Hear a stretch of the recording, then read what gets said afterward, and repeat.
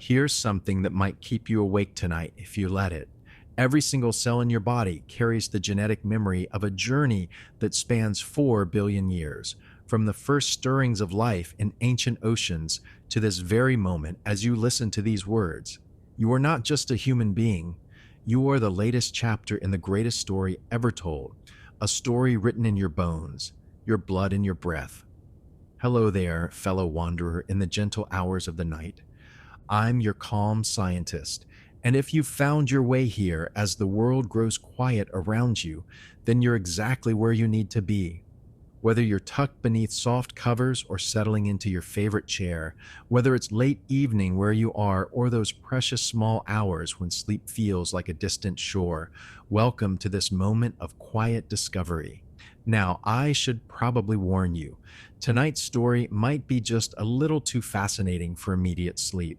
We're about to embark on the most epic journey imaginable, one that spans millions of years and countless generations, the story of how you came to be you. It's the kind of bedtime story that only evolutionary biology could write, filled with unexpected twists, remarkable characters, and moments of breathtaking transformation that shaped not just our species, but the very essence of what it means to be human. As we explore together, I invite you to let your mind wander and rest. There's no need to remember every detail, no test waiting for you in the morning. This is simply an opportunity to let gentle curiosity wash over you while complex ideas settle into something soothing and beautiful. Think of it as mental comfort food, the intellectual equivalent of a warm blanket on a cool night. I'm always curious about this wonderful community we've created together. Where are you listening tonight? What time is it in your corner of the world? I love imagining all of us scattered across time zones, some watching sunset paint the sky, while others see the first hints of dawn, all of us connected by this shared moment of quiet learning. There's something beautifully human about gathering like this, seeking stories and understanding as we prepare for rest, just as our ancestors might have done around flickering fires under star-filled skies. If you find yourself enjoying this gentle journey through deep time, feel free to let me know with a like and consider subscribing for more stories designed to ease your mind while feeding your curiosity. We're building something special here, a place where science becomes poetry, where complex ideas transform into lullabies, where the magnificent and the mundane dance together in the soft light of evening. And as always, remember that this is purely for relaxation and educational enjoyment. While we explore the wonders of human evolution tonight, this isn't medical advice, just an invitation to wonder at the remarkable story that brought you here, to this moment, listening to these words as countless generations of your ancestors once listened to their own stories under ancient skies. So settle in. Let your breathing slow and prepare to travel back through time to discover the incredible journey that led to you. Picture yourself standing at the edge of a vast temporal ocean, waves of deep time stretching back further than the mind can easily grasp. 4 billion years ago, in waters that would seem alien to us now, something extraordinary happened. The first spark of what would eventually become consciousness flickered into existence, not as a grand announcement, but as the quietest whisper of chemical possibility. But here's what makes this story different from any other tale of beginnings. You might think evolution is about the survival of the strongest, the fastest, the most aggressive. That's the story we often tell ourselves, isn't it? The narrative of tooth and claw, of competition so fierce that only the most perfectly adapted survive. Yet the real story of human evolution reveals something far more surprising, far more gentle than that harsh mythology suggests. The truth is that humans evolved not because we were the strongest or the fastest, but because we became the most cooperative creatures on Earth. Our superpower wasn't sharp teeth or crushing strength. It was something much quieter, much more subtle. We learned to care for each other, to share knowledge, to build communities that could survive not through individual prowess, but through collective wisdom. In a world where other species competed primarily through physical dominance, we invented something entirely new, the power of working together. Think about that for a moment. While saber-toothed cats developed longer fangs and stronger jaws, while woolly mammoths grew thicker fur and larger tusks, our ancestors were developing something invisible but infinitely more powerful. They were learning to pass along not just genes, but ideas. They were discovering that a small, relatively weak primate could inherit not just physical traits from their parents, but knowledge, skills, stories, and wisdom accumulated over generations. This changes everything about how we understand ourselves. When you look in the mirror, you're not seeing the descendant of fierce predators who conquered through strength. You're seeing the descendant of creatures who survived through kindness, through sharing, through the radical act of taking care of each other even when it offered no immediate benefit to themselves. But let's start this story where it really begins, not with the first humans, but with the moment our lineage chose a different path from our closest relatives. About 7 million years ago, in the forests and woodlands of Africa, a group of early apes faced a choice that would echo through every generation that followed. The climate was changing. Forests were giving way to more open grasslands, and our ancestors stood at an evolutionary crossroads. Some of these early apes stayed in the trees, continuing the lifestyle that had served primates well for millions of years. These would eventually become our modern chimpanzee and bonobo cousins, remarkable creatures who share nearly 99% of our DNA. But others made a different choice. They began spending more time on the ground, in those spaces between the trees, in the expanding savannas where new opportunities and new dangers awaited. Now, here's where the story takes its first surprising turn. You might expect that moving to the ground would have selected for bigger, stronger, more intimidating creatures. Instead, it selected for something much more interesting. It selected for creatures who walked upright, who freed their hands for carrying and manipulating objects, who began to develop the neural architecture that would eventually support complex communication and abstract thought. The shift to bipedalism, walking on two legs, represents one of the most significant transitions in our evolutionary history. It wasn't a sudden change. Evolution rarely works that way, but rather a gradual adjustment that took place over millions of years. And the reasons for this shift reveal something profound about the environmental pressures that shaped us.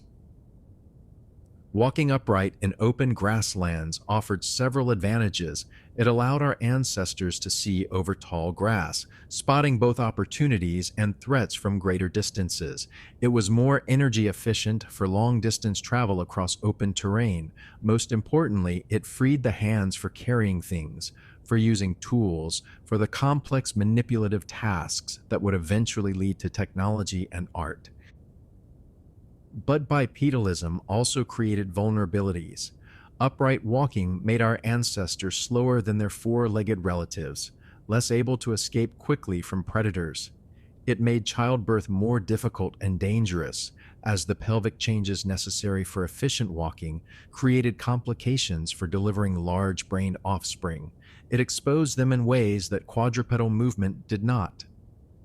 This is where cooperation becomes crucial to understanding our evolution. A solitary bipedal ape would have been at a severe disadvantage in the African savannas, but a group of bipedal apes working together, sharing information, coordinating their movements, and supporting each other, this was something entirely new and powerful. The vulnerabilities of bipedalism could only be overcome through social solutions, through the kinds of complex group behaviors that would eventually evolve into human culture. So, even in our earliest evolutionary stages, we see the pattern that would define our species. Physical changes that created both opportunities and vulnerabilities, coupled with social innovations that turned those vulnerabilities into strengths. Our ancestors weren't evolving to be solitary predators.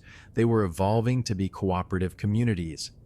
The fossil record from this early period tells a fascinating story, though it's a story written in fragments, scattered across time and geography like pages from an ancient book. Some of our earliest known ancestors, creatures like Sahelanthropus chadensis from around 7 million years ago, show this intriguing mixture of ape-like and human-like characteristics. The skull structure suggests an upright posture, but the brain was still small. about the size of a modern chimpanzee's. As we move forward through time, we encounter Australopithecus afarensis, the species that gave us Lucy, perhaps the most famous of our early ancestors. Lucy lived about 3.5 million years ago, and her skeleton tells us remarkable things about this transitional period. She walked upright, definitely and efficiently, but retained many features adapted for life in the trees. Her arms were long and strong, her fingers curved in ways that suggest she was still comfortable climbing and brachiating through forest canopies. This suggests something beautiful about our early evolution. Our ancestors weren't abandoning their arboreal heritage entirely. They were expanding their ecological niche. They were becoming creatures equally comfortable in trees and on the ground, able to exploit resources in multiple environments. This flexibility, this refusal to be locked into a single way of life, would become a defining characteristic of our lineage. Lucy and her contemporaries lived in small groups, probably ranging from 20 to 50 individuals. They ate a diverse diet of fruits, seeds, tubers, and occasionally small animals or insects. They made simple tools, primarily from stone and wood, though the archaeological record from this period is sparse. Most importantly, they cared for each other in ways that went beyond immediate family bonds. We know this because of evidence like the Laetoli footprints preserved in volcanic ash about 3.5 million years ago. These footprints show 3 individuals, likely 2 adults and a juvenile, walking together across the landscape. The spacing and orientation of the prints suggests they were moving at a comfortable pace, not fleeing from danger, but simply traveling together as a family unit. There's something deeply moving about those footprints, frozen in time, evidence of our ancestors' shared journey across an ancient landscape. But perhaps the most remarkable thing about these early human ancestors is what their fossils tell us about care and compassion. We find skeletons showing evidence of healed injuries that would have been debilitating, individuals who survived serious trauma only because others in their group cared for them during their recovery. This isn't behavior we see commonly in other species, this willingness to support group members who cannot contribute to immediate survival needs. Consider what this means. A broken leg in the wild is typically a death sentence for most animals, but among our ancestors, a broken leg became an opportunity for the community to demonstrate care, to share resources, to maintain social bonds, even when immediate reciprocity wasn't possible. These fossils are evidence of empathy, of moral behavior, of the kinds of social innovations that would eventually flower into human civilization. As we trace this evolutionary journey, we begin to see how the physical and social changes in our ancestors were intimately connected. The shift to bipedalism wasn't just about locomotion, it was about freeing the hands for carrying and sharing resources.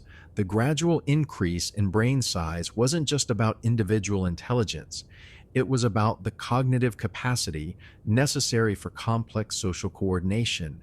The changes in vocal tract anatomy weren't just about making sounds, they were about the sophisticated communication systems that would allow groups to function as integrated units. Every physical adaptation created new possibilities for social innovation, and every social innovation created selection pressures for further physical adaptation. This feedback loop between biology and culture would accelerate throughout human evolution, eventually reaching the point where cultural evolution began to outpace genetic evolution in shaping human development. By about 2.5 million years ago, we see the emergence of the genus Homo, our direct ancestral line. These early humans, species like Homo habilis, show significant increases in brain size and the first clear evidence of sophisticated tool-making. They were creating what archaeologists call Oldowan tools, carefully crafted stone implements designed for specific purposes like cutting, scraping, and processing food. But even more than their tools, what makes these early Homo species remarkable is their evidence of teaching and learning. Tool-making isn't something that can be learned through simple observation. It requires instruction, practice, and cultural transmission. The fact that we find standardized tool types across wide geographic areas suggests that these early humans had developed ways of passing along technical knowledge from one generation to the next. This represents a crucial threshold in human evolution. For the first time, we see clear evidence of cumulative culture, the ability to build upon previous generations' innovations rather than starting from scratch each time. An individual chimpanzee might figure out how to use a stick to extract termites from a mound, but human ancestors were beginning to create traditions of knowledge that could be refined and improved over countless generations. And here's where the story takes another fascinating turn. As our ancestors' brains grew larger and their social groups became more complex, they faced a new set of evolutionary challenges. Larger brains require enormous amounts of energy, about 20% of our total caloric intake even today. Larger brains also require extended periods of development, meaning longer childhoods and more intensive parental care. These challenges could only be met through unprecedented levels of cooperation and resource sharing. Human children require care and protection for much longer than the offspring of other primates. Human adults need access to high-quality, energy-rich foods to fuel their metabolically expensive brains. These needs could only be satisfied by communities working together in ways that had never evolved before. So we see the emergence of uniquely human behaviors like cooperative child rearing, where multiple adults invest in the care and education of children who may not be their direct biological offspring. We see the development of food-sharing networks that extend beyond immediate family groups. Most remarkably, we see the beginning of what anthropologists call cultural inheritance, the passing along not just of genes, but of knowledge, skills, and values from one generation to the next. This cultural inheritance system would become humanity's secret weapon in the ongoing struggle for survival. While other species were limited to genetic adaptation, which takes many generations and thousands of years, humans were developing the ability to adapt culturally within a single generation. A new tool technique, a better hunting strategy, a more effective way of processing food could spread through a population within years rather than millennia. But cultural evolution also created new challenges. As human societies became more complex, individuals had to navigate increasingly sophisticated social environments. They needed to track relationships with dozens or even hundreds of other individuals, remember complex social obligations and alliances, and coordinate group activities across time and space. The cognitive demands of social life may have been one of the primary drivers of continued brain evolution in our lineage. This creates a beautiful paradox at the heart of human evolution. We became more intelligent not primarily to understand the physical world, though that was certainly important, but to understand each other, our remarkable cognitive abilities, our capacity for language, art, music, and abstract thought may all be byproducts of the evolutionary pressure to succeed in complex social environments. As we approach the end of this first part of our journey through human evolution, we begin to see the outlines of a story that's very different from the common narratives about survival of the fittest. What emerges instead is a picture of evolution guided by cooperation, care, and community. Our ancestors succeeded not by becoming more aggressive or competitive, but by becoming more collaborative and supportive. The transition from early apes to early humans represents one of the most remarkable transformations in the history of life on Earth.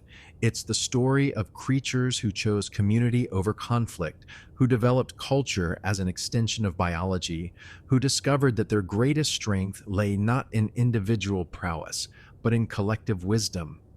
And yet, this is still just the beginning. The early humans we've explored tonight, remarkable as they were still very different from modern humans. Their brains were smaller, their tools simpler, their social structures less complex. The journey from these early ancestors to the humans who would eventually develop language, art, agriculture, and civilization still stretches ahead of us, filled with even more surprising twists and profound insights into what makes us human. As we pause here at this first milestone in our evolutionary journey, Consider the remarkable fact that every innovation, every adaptation, every crucial development we've discussed tonight lives on in you. Your upright posture, your dexterous hands, your capacity for empathy and cooperation, your ability to learn from others and pass along knowledge. All of these are gifts from ancestors who lived and loved and struggled millions of years before you were born. You are not just the product of this evolutionary journey, you are its continuation, carrying forward the same capacity for cooperation and care that allowed our species to thrive in a challenging world. And tomorrow, in ways both large and small, you'll continue writing this ancient story of what it means to be human. But there's something else we need to understand about these early stages of human evolution, something that reveals just how revolutionary our ancestors' approach to survival really was. As we've seen, the shift to bipedalism and the beginnings of tool use marked crucial transitions. But there's a deeper pattern here that speaks to the very essence of what would eventually make us human. Most species, when they encounter environmental challenges, respond through genetic adaptation over many generations. A changing climate might select for thicker fur, a new predator might favor faster running speed, a different food source might promote changes in digestive systems. These are the familiar patterns of evolution, slow genetic responses to environmental pressures played out over thousands or millions of years. But our ancestors began developing something entirely different, something that would eventually transform not just their own survival prospects, but the entire trajectory of life on Earth. They began developing behavioral flexibility, the ability to respond to challenges not through genetic changes, but through learned behaviors that could be modified within a single lifetime and passed along to others. This might seem like a subtle distinction, but its implications are profound. Imagine two groups of early humans facing a severe drought. The traditional evolutionary response might involve genetic changes over many generations that made individuals better able to survive with less water, but behavioral flexibility allowed these early humans to respond immediately by finding new water sources, developing better methods of water storage, or modifying their travel patterns to follow seasonal rainfall. Even more remarkably, once one group discovered effective drought survival strategies, they could share this knowledge with other groups, spreading successful adaptations across entire populations without waiting for genetic inheritance. This represents a completely new form of evolution, one based on information sharing rather than genetic selection. We see evidence of this behavioral flexibility in the archaeological record through what scientists call the diversity of adaptive strategies. Unlike other species, which tend to occupy very specific ecological niches, our ancestors show evidence of exploiting a remarkable range of environments and resources. They were generalists in a way that few other species have ever achieved, able to thrive in forests, grasslands, near water sources, and in seasonal environments that varied dramatically throughout the year. This adaptability required not just individual intelligence, but collective memory and communication systems that could preserve and transmit survival knowledge across generations. An individual might discover that certain roots became more nutritious after being cooked in hot ashes, but without ways of sharing and preserving this knowledge, it would die with them. The development of reliable communication systems, the precursors to language, became essential for this new form of cultural evolution. Archaeological sites from this period reveal fascinating glimpses into how these early knowledge-sharing systems might have worked. At Olduvai Gorge in Tanzania, for example, we find what appear to be tool-making workshops, locations where multiple individuals work together to create stone implements. The careful analysis of these sites suggests that experienced toolmakers were teaching others, passing along not just the finished products, but the skills and knowledge necessary to create them. These teaching sites are scattered with what archaeologists call debitage, the stone flakes and fragments left over from tool production. By studying these remnants, researchers can reconstruct not just what tools were being made, but how the tool-making process was organized. The patterns suggest that novice toolmakers were working alongside experts, learning through observation and hands-on practice rather than trial and error. This represents a crucial development in human evolution. For the first time, we see clear evidence of intentional knowledge transmission, the deliberate teaching of skills from one individual to another. This behavior is extremely rare in other species and represents the foundation of what would eventually become human education, the systematic passing along of accumulated knowledge and wisdom. But perhaps even more significant than tool-making workshops are the sites that show evidence of food sharing and communal food processing. At several locations dating to about 2 million years ago, archaeologists have found concentrations of animal bones, stone tools, and other evidence suggesting that groups of early humans were bringing food back to central locations for shared consumption and processing. This might not seem remarkable until you consider how unusual this behavior is among primates. Most of our closest relatives, chimpanzees and bonobos, typically eat food where they find it. They might share occasionally, usually between mothers and offspring or during social bonding, but they don't have systems of regular food sharing or communal processing sites. The development of food-sharing sites represents a fundamental shift in social organization.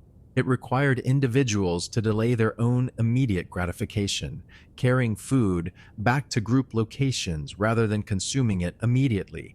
It required trust systems that ensured everyone who contributed to food acquisition would receive their fair share. Most importantly, it created opportunities for social interaction, communication, and knowledge sharing that wouldn't exist if individuals were scattered across the landscape, foraging independently.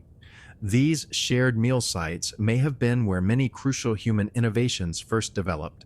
Cooking, which dramatically increases the nutritional value of many foods and may have been essential for supporting larger brains, likely emerged in these communal contexts.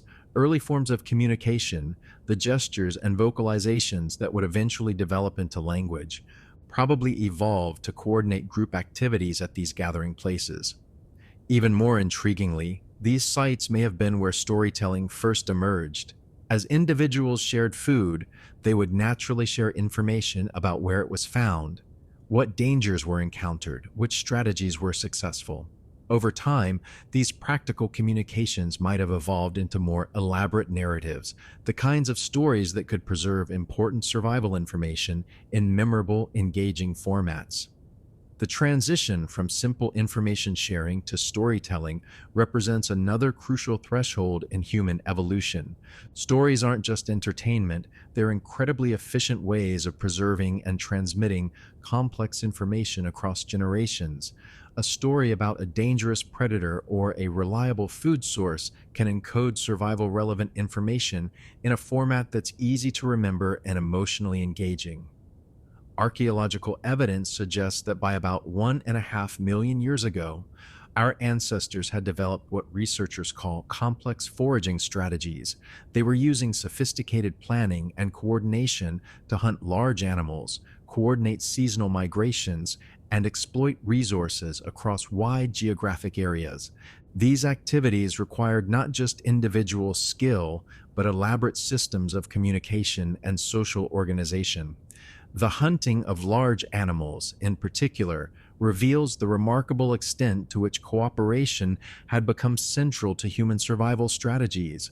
Unlike the opportunistic scavenging that characterized earlier human ancestors, these more recent early humans were engaging in coordinated hunts that required careful planning, role specialization, and risk sharing. Consider what's involved in a successful large animal hunt using only simple stone tools. Multiple individuals must coordinate their movements across potentially large distances. Some must drive the animal toward others who are positioned strategically. Everyone must understand their role and execute it at precisely the right time. The risks are enormous. A single mistake can result in injury or death, but the potential rewards are equally significant. These hunts could only succeed through unprecedented levels of trust and communication. Each individual had to rely completely on others to fulfill their roles. The success of the group depended on everyone prioritizing collective goals over individual safety or immediate benefit. This represents a form of cooperation that's essentially unique among primates and extremely rare in the animal kingdom generally. But successful hunting was only the beginning. Once a large animal was killed, the challenges of processing and distributing the meat created additional opportunities for social innovation.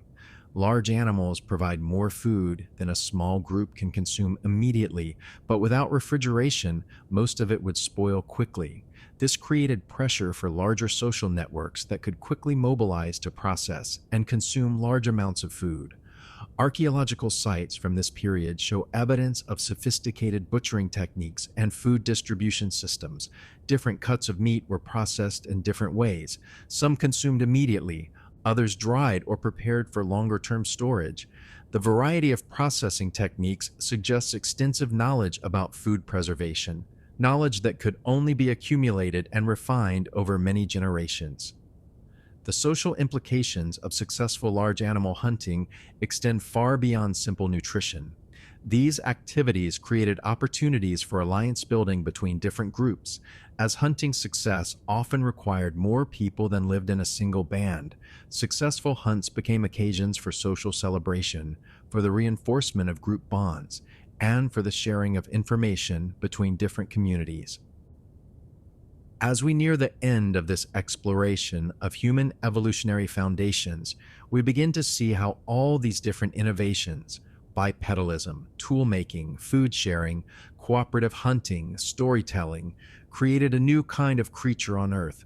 Our ancestors were evolving, not just biologically, but culturally, developing ways of adapting to environmental challenges that were faster, more flexible, and more powerful than genetic evolution alone. This cultural evolution was cumulative in ways that genetic evolution rarely is. Each generation could build upon the innovations of previous generations, adding new techniques, refining existing strategies, and combining different approaches in novel ways. Over time, this created an accelerating cycle of innovation that would eventually lead to the remarkable diversity of human cultures and technologies we see today. But perhaps most importantly, all of these innovations were fundamentally social. None of them could have developed in isolation. Every crucial advancement in human evolution required cooperation, communication, and community. Our ancestors succeeded not by becoming more individually capable, but by becoming more collectively intelligent. This sets the stage for understanding everything that follows in human evolutionary history. The development of larger brains, more sophisticated tools, complex languages, and eventually art, music, and symbolic thought. All of these emerge from the foundation of cooperative social behavior that we see developing in these early stages of human evolution. As you rest tonight, surrounded by the technologies and comforts that represent millions of years of accumulated human innovation, remember that every aspect of your life reflects this ancient commitment to cooperation and mutual support. The words you're hearing, the device delivering them, the comfortable space where you're resting, all of these are products of countless generations of humans working together to solve problems and share a knowledge. You carry within you not just the genes of individual survivors, but the cultural inheritance of communities that chose collaboration over competition, that discovered strength in vulnerability, and that learned to thrive by taking care of each other. This is the true foundation of human evolution, and it points toward an understanding of our species that's both more humble and more remarkable than any story of individual triumph could ever be. Now, having established this foundation of cooperation and cultural innovation, we need to look deeper into the actual mechanisms that made human evolution possible. Because while the story of our cooperative nature is inspiring, the biological reality of how we developed our remarkable brains, our sophisticated communication systems, and our unprecedented adaptability reveals something even more fascinating about what makes us human. Think about this curious fact for a moment. A human baby is born more helpless than the offspring of almost any other mammal. A newborn horse can stand and run within hours of birth. A baby chimpanzee can cling to its mother and move through the forest canopy within days. But a human infant can't even lift its own head for weeks, can't sit up without support for months, and won't be capable of independent survival for years. From a traditional evolutionary perspective, this seems like a terrible design flaw. Natural selection should favor offspring that can survive independently as quickly as possible. Yet somehow, this apparent weakness became one of humanity's greatest strengths, the foundation for our unparalleled capacity for learning, adaptation, and cultural innovation. The secret lies in understanding what scientists call the obstetric dilemma, one of the most elegant examples of evolutionary compromise in the natural world. As our ancestors developed larger brains, they faced a fundamental engineering problem. Bigger brains require bigger heads, but bigger heads create serious challenges for childbirth, especially in creatures that walk upright and therefore have narrower pelvic canals than quadrupedal mammals. The solution that evolution arrived at was both ingenious and demanding. Human babies are born at a much earlier stage of neural development than other primates. Their brains continue growing rapidly outside the womb, reaching about 25% of adult size at birth compared to nearly 50% in chimpanzees. This allows them to fit through the birth canal, but it means they require intensive care and protection during their extended period of brain development. This biological constraint created the evolutionary pressure for something unprecedented in the animal kingdom: extended cooperative child rearing involving not just parents, but entire communities.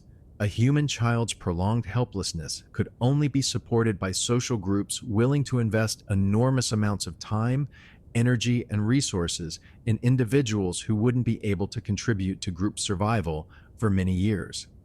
But here's the remarkable insight. This apparent disadvantage, this extended period of neural development outside the womb, is precisely what gives human brains their extraordinary flexibility and learning capacity. During those crucial early years when a human child's brain is growing and forming new neural connections at an astonishing rate, it's also being shaped by social interaction, language exposure, and cultural input in ways that would be impossible if neural development were completed before birth. A chimpanzee brain, nearly half developed at birth, comes with more hardwired behaviors and instincts. A human brain, with most of its development occurring after birth in rich social environments, develops the capacity for unprecedented behavioral flexibility and cultural learning. We traded biological certainty for cultural adaptability, and that trade created possibilities that no other species has ever achieved. This process of extended neural development doesn't happen automatically or in isolation. It requires what neuroscientists call enriched environments, social contexts that provide the kinds of stimulation and interaction necessary for healthy brain development. The quality of early social relationships literally shapes the physical structure of developing human brains, determining which neural pathways are strengthened and which are pruned away. Recent research in developmental neuroscience has revealed just how profound this social shaping of the brain really is. The neural circuits that support language, for example, can only develop properly through interaction with other humans who are already using language. Children who don't receive adequate social interaction during critical developmental periods may never fully develop normal language capabilities, even if they're later placed in language-rich environments. This dependency on social interaction for normal brain development represents something entirely unique in the natural world. While other animals certainly benefit from social learning, no other species requires social interaction for the basic neural circuits of cognition to develop properly. We are, in the most literal sense, creatures whose minds are created through community. The implications of this social brain development extend far beyond individual psychology. It means that human intelligence isn't really individual intelligence at all, but rather a form of distributed cognition that emerges from social interaction. When we think, we're not just using our own neural resources, but drawing upon knowledge, concepts, and ways of thinking that were developed collaboratively over countless generations. Consider how this works in practice. When you solve a complex problem, you're not just using raw computational power from your individual brain. You're using language, which is a social invention. You're using concepts and categories that were developed by previous thinkers and passed along through cultural transmission. You're applying reasoning strategies that were refined through collective human experience over thousands of years. Even something as basic as counting depends on social cognitive tools. While many animals can distinguish between different quantities, the ability to count to large numbers requires symbol systems and abstract concepts that can only be developed and maintained through cultural transmission. A human child raised without exposure to number concepts wouldn't naturally develop the ability to count beyond small quantities despite having a fully functional brain. This reveals something profound about human intelligence. What we call individual brilliance is almost always the result of individuals who have become particularly skilled at combining and recombining cultural knowledge in novel ways.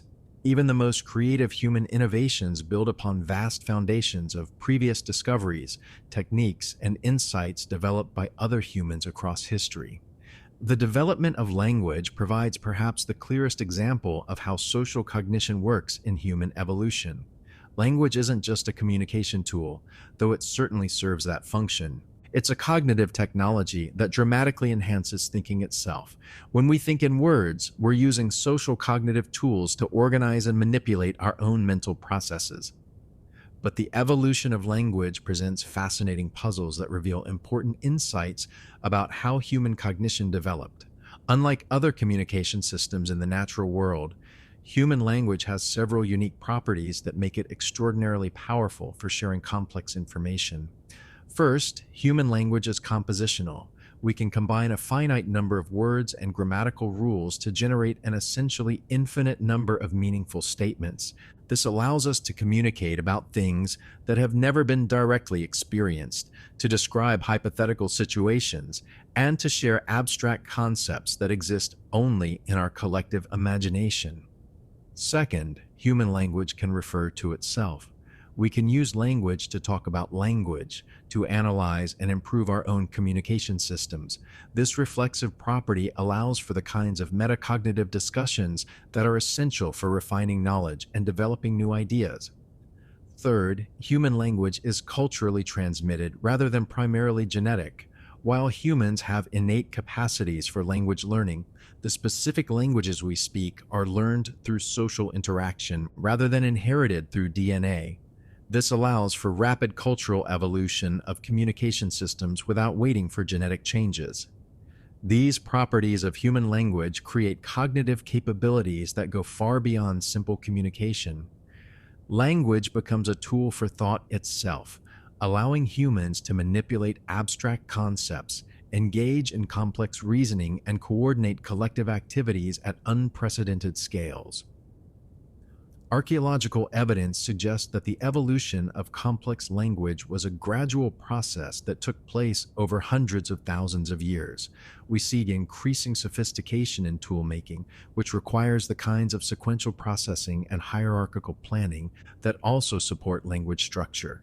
We see evidence of symbolic behavior, like the use of pigments for body decoration, which suggests the development of shared meaning systems.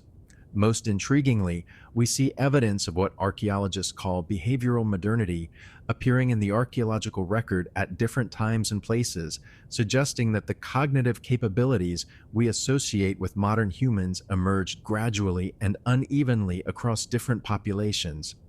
The famous cave paintings of Lascaux and Chauvet in France, dating to around 30,000 years ago, provide stunning evidence of fully developed human symbolic cognition. These aren't simple representations of animals, but sophisticated artistic compositions that demonstrate abstract thinking, cultural symbolism, and the ability to create shared meaning systems that could be understood by other members of the group. But cave art represents only the tip of the iceberg of human symbolic behavior. The cognitive capabilities necessary for creating meaningful visual representations also support other uniquely human activities like music, ritual, storytelling, and the kind of abstract reasoning that would eventually lead to mathematics, philosophy, and science. The development of music, in particular, reveals fascinating insights into how human social cognition evolved. Unlike visual art, which can be created and appreciated by individuals, music is inherently social. It requires coordination between multiple individuals, shared timing systems, and collective participation in ways that create powerful social bonding experiences. Recent research suggests that musical activities may have played a crucial role in human evolution by strengthening social cohesion and group identity. Groups that could coordinate their activities through shared rhythmic practices might have had significant advantages in everything from collective hunting to conflict resolution. Music also demonstrates the remarkable human capacity for pattern recognition and manipulation, the ability to perceive complex rhythmic patterns, to anticipate musical developments, and to improvise variations on established themes requires sophisticated cognitive processing that goes far beyond simple auditory perception. These same cognitive capabilities that support musical activities also support other uniquely human behaviors like mathematics, where pattern recognition and abstract manipulation are essential skills. The development of mathematical thinking represents another crucial threshold in human cognitive evolution, the ability to work with abstract relationships and logical structures that don't correspond directly to physical objects in the immediate environment. But mathematical thinking, like musical ability, depends heavily on cultural transmission and social learning. The basic human capacity for numerical reasoning is quite limited without cultural tools like number systems, mathematical symbols, and computational techniques that have been developed and refined over thousands of years of collective human effort.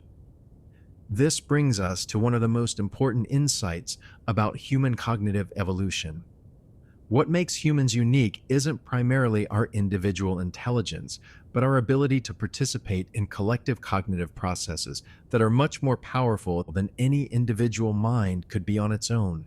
When early humans developed the ability to share knowledge across generations, to build upon previous innovations, and to coordinate their thinking through shared symbolic systems, they created something entirely new in the natural world.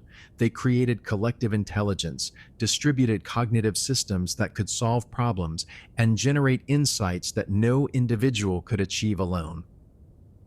This collective intelligence operates through what researchers call cultural evolution, processes by which useful innovations are preserved, transmitted, and gradually improved over time.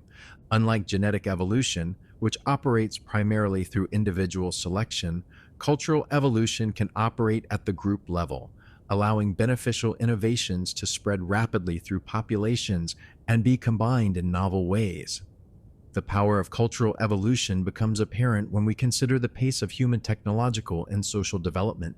In just the past 10,000 years, since the development of agriculture, humans have created writing systems, cities, complex governments, global trade networks, and technologies that would seem like magic to our ancestors. This acceleration of innovation is possible because cultural evolution allows for the accumulation of beneficial changes over time. Each generation can start with all the knowledge and tools developed by previous generations, rather than starting from scratch. This creates exponential growth in human capabilities that continues to accelerate today. But cultural evolution also creates new challenges and complexities. As human societies became more sophisticated, individuals had to master increasingly complex bodies of knowledge and skills. The specialization that makes advanced civilization possible also creates dependencies and vulnerabilities that didn't exist in simpler societies. The cognitive mechanisms that support cultural evolution also create the possibility for the transmission of harmful or inaccurate information alongside beneficial innovations. The same social learning processes that allow humans to rapidly acquire useful skills also make them vulnerable to manipulation, deception, and the spread of maladaptive behaviors. Understanding these mechanisms of human cognitive evolution helps explain both our species' remarkable successes and our ongoing challenges. Our brains evolved for life in small, face-to-face communities where social relationships were relatively simple and information sources were limited. Yet we now live in global societies where we must process vast amounts of information, coordinate activities with millions of strangers, and make decisions about complex technical and social issues that no individual can fully understand. The mismatch between our evolved cognitive mechanisms and our modern environments creates many of the challenges we face as a species today, but it also points towards solutions. By understanding how human cognition actually works, how social learning processes operate, and how collective intelligence emerges from individual interactions, we can design social institutions and technologies that support human flourishing rather than working against our evolved psychological tendencies.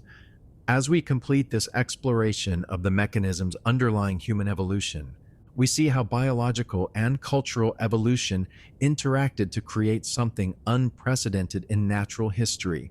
The extended brain development that makes humans so vulnerable at birth also creates the cognitive flexibility that makes cultural evolution possible.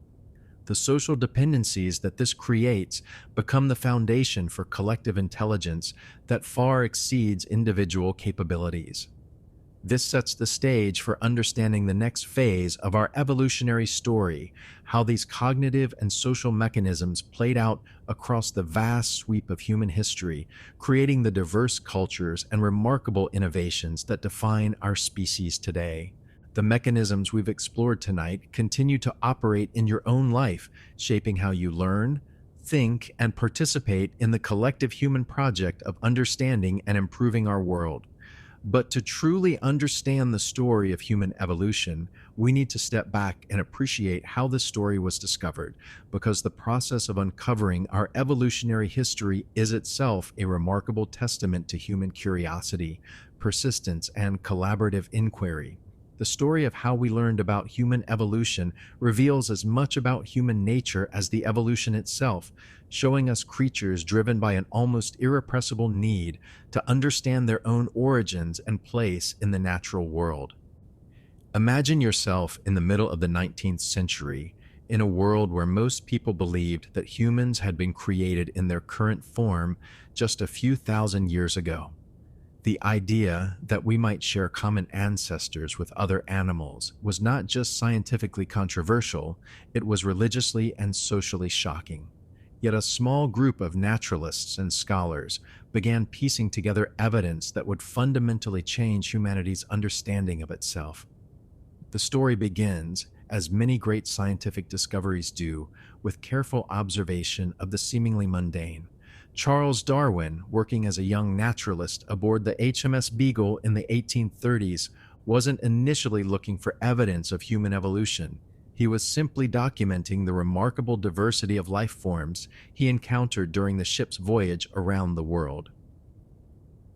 But Darwin was a meticulous observer, and what he saw during that 5-year journey began to raise questions that would occupy him for the rest of his life. On the Galapagos Islands, he encountered finches that seemed almost identical except for the shapes of their beaks, each perfectly adapted to different food sources.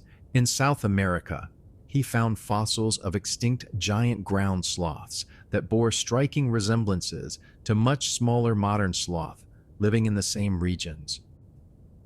These observations suggested that species weren't fixed and unchanging, but could be modified over time in response to environmental pressures.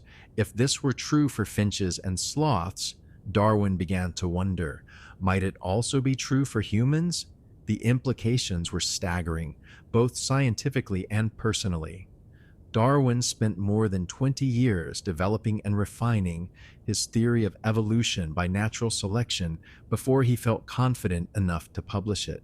This wasn't just scientific caution, it was also recognition of how revolutionary these ideas would be.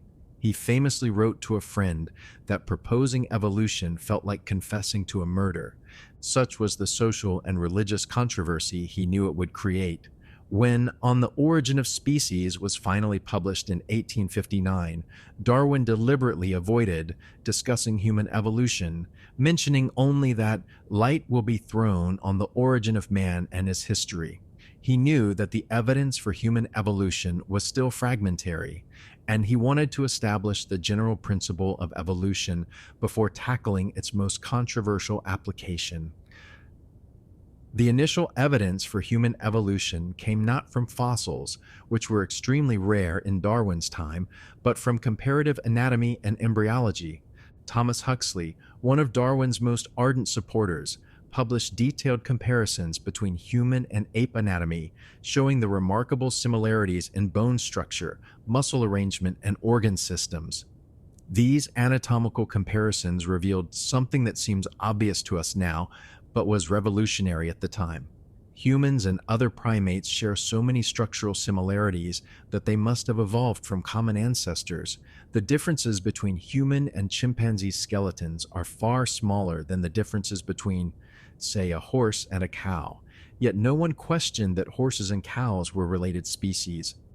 But anatomical evidence, convincing as it was to scientists, couldn't tell the story of how human evolution actually unfolded over time. For that, researchers needed fossils, direct evidence of our ancestors preserved in ancient rocks. And here, the story of discovery becomes a testament to human determination and the willingness to search for truth in the most unlikely places. The first significant human fossil discoveries happened almost by accident. In 1856, workers quarrying limestone in the Neander Valley in Germany discovered strange bones that initially defied classification. The skull was unmistakably human in some ways, but with heavy brow ridges and a sloping forehead unlike any modern human. The arm and leg bones were thick and robust, suggesting tremendous physical strength. These Neanderthal remains, as they came to be known, provided the first clear evidence that humans in the past were different from humans today. But the scientific community struggled to interpret what this meant. Some argued that the bones belonged to a diseased individual, or perhaps a soldier from Napoleon's army who had suffered from rickets. It would take decades and many more fossil discoveries before the scientific significance of the Neanderthal remains became clear. These weren't diseased modern humans. They were members of a distinct human species that had lived in Europe for hundreds of thousands of years before disappearing around 30,000 years ago. The discovery of Neanderthals opened the floodgates for human fossil hunting, though progress remains slow and often frustrating. Fossilization is an extremely rare process, requiring very specific conditions of burial and preservation. The chances of any individual organism becoming fossilized are vanishingly small, and the chances of those fossils being discovered millions of years later are smaller still. But gradually, through the dedicated work of researchers around the world, a picture of human evolutionary history began to emerge. In 1891, Eugene Dubois discovered the first fossils of Homo erectus in Java, providing evidence of human ancestors who had spread far beyond Africa. In 1924, Raymond Dart found the first Australopithecus fossil in South Africa, pushing back the timeline of human evolution by millions of years.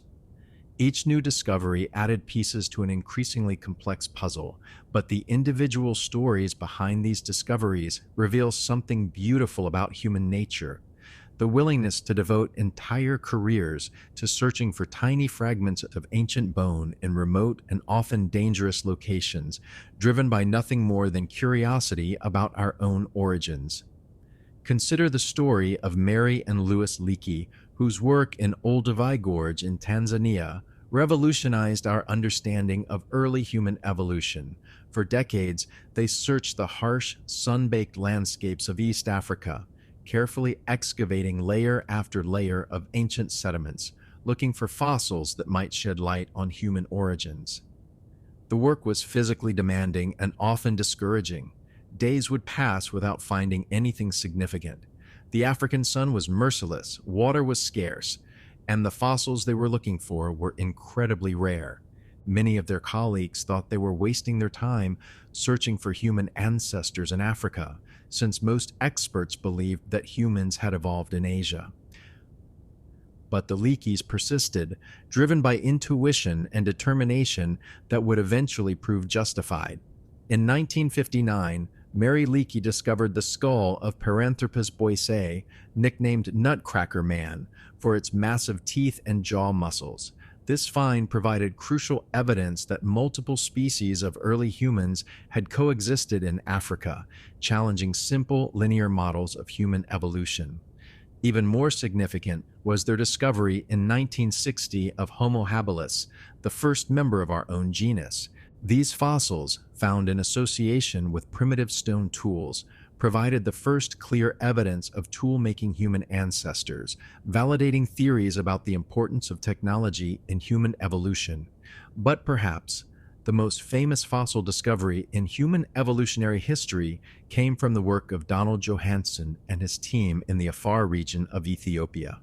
In 1974, they discovered the remarkably complete skeleton of an early human ancestor who would become known as Lucy. Lucy's discovery was significant not just because of her completeness. About 40% of her skeleton was preserved, but because of what she revealed about early human evolution. She walked upright on two legs, clearly demonstrated by her pelvic structure and leg bones, but her brain was still small, about the size of a chimpanzee's. This provided strong evidence that bipedalism evolved before the dramatic brain expansion that characterizes later human evolution. The story of Lucy's discovery also illustrates something wonderful about the human response to understanding our origins. When the research team realized what they had found, they celebrated long into the night, playing Beatles music and naming their ancestor after the song Lucy in the Sky with Diamonds. There's something deeply moving about this image. Scientists in remote Ethiopia celebrating their connection to a woman who had lived 3 million years earlier. But fossil discoveries, remarkable as they are, tell only part of the story of how we learned about human evolution. The development of new scientific techniques has repeatedly revolutionized our understanding of our evolutionary history, revealing information that would have been impossible to obtain through traditional archaeological methods. The development of radiometric dating in the mid-20th century, for example, allowed researchers to determine the precise ages of fossil sites for the first time. Before this, the relative timing of different discoveries could only be estimated based on geological layers and associated animal fossils. Radiometric dating revealed that human evolution had taken place over much longer time periods than previously imagined. Even more revolutionary has been the development of genetic analysis techniques that can extract and analyze DNA from ancient fossils. This molecular archaeology has provided insights into human evolution that would have been impossible to obtain from bones alone. We can now trace the relationships between different human populations, identify previously unknown species, and even recover genetic material from our ancient ancestors. The analysis of Neanderthal DNA, for example, revealed that modern humans and Neanderthals interbred extensively, with most people today carrying small percentages of Neanderthal genetic material. This discovery fundamentally changed our understanding of human evolutionary history, showing that what we once thought of as separate species were actually interfertile populations that contributed to modern human genetic diversity. Similarly, DNA analysis has revealed the existence of previously unknown human species like the Denisovans, known primarily from genetic material rather than extensive fossil remains. These discoveries show that human evolutionary history was far more complex than previously imagined, with multiple human species coexisting and interbreeding across Africa, Europe, and Asia. Perhaps most remarkably, genetic analysis has allowed researchers to trace human migration patterns across the globe with unprecedented precision. By analyzing the genetic diversity of modern human populations, scientists can reconstruct the routes our ancestors took as they spread from Africa to populate every continent on Earth. This genetic evidence tells a fascinating story of human adaptability and exploration. Modern humans first evolved in Africa around 200,000 years ago, but they didn't remain there. Beginning around 70,000 years ago, small groups began migrating out of Africa, eventually reaching Australia, Europe, Asia, and finally the Americas. Each of these migrations required remarkable adaptability and innovation. The journey to Australia involved crossing open ocean, requiring sophisticated boat building and navigation skills. The colonization of northern Europe and Asia required adaptations to cold climates and seasonal variations unlike anything in tropical Africa. The peopling of the Americas involved crossing the Bering Land Bridge and adapting to entirely new ecosystems and prey species. But the story of these migrations, revealed through genetic analysis, also demonstrates the fundamental unity of our species.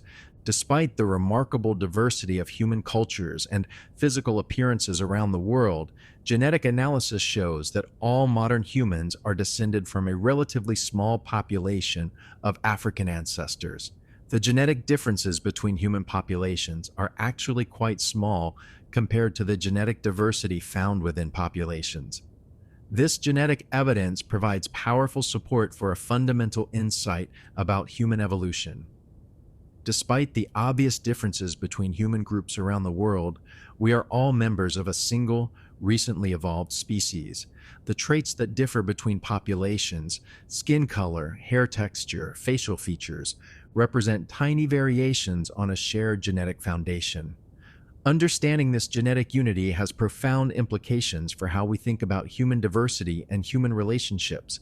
The racial categories that have been so important in human history and continue to influence social relationships today have no meaningful basis in human genetic evolution. The differences between so-called racial groups are far smaller than the differences between individuals within any group. The development of ancient DNA analysis has also revealed fascinating insights into the cognitive and cultural evolution of our ancestors. Analysis of Neanderthal and Denisovan genomes has identified genes that may have influenced brain development, language capacity, and other cognitive traits. Some of these genetic variants inherited through interbreeding may continue to influence human cognition today. Even more intriguingly, genetic analysis has begun to reveal the evolutionary history of traits like lactose tolerance, high-altitude adaptation, and disease resistance that developed in different human populations after our species spread around the globe. This shows that human evolution didn't stop when our ancestors left Africa, but continued as different populations adapted to local environmental challenges. The study of these recent evolutionary changes reveals the remarkable speed with which natural selection can operate when environmental pressures are strong.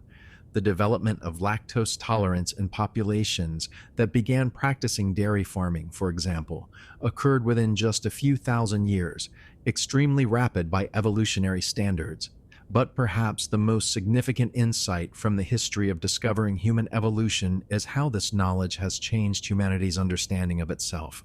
The realization that we evolved from other species, that we share common ancestors with all other life on Earth, has fundamentally transformed human philosophy, religion, and social thought. This transformation hasn't always been easy or welcome. The implications of evolutionary theory challenge deeply held beliefs about human specialness and our relationship to the natural world. Many people initially rejected evolutionary ideas, and these debates continue in some communities today.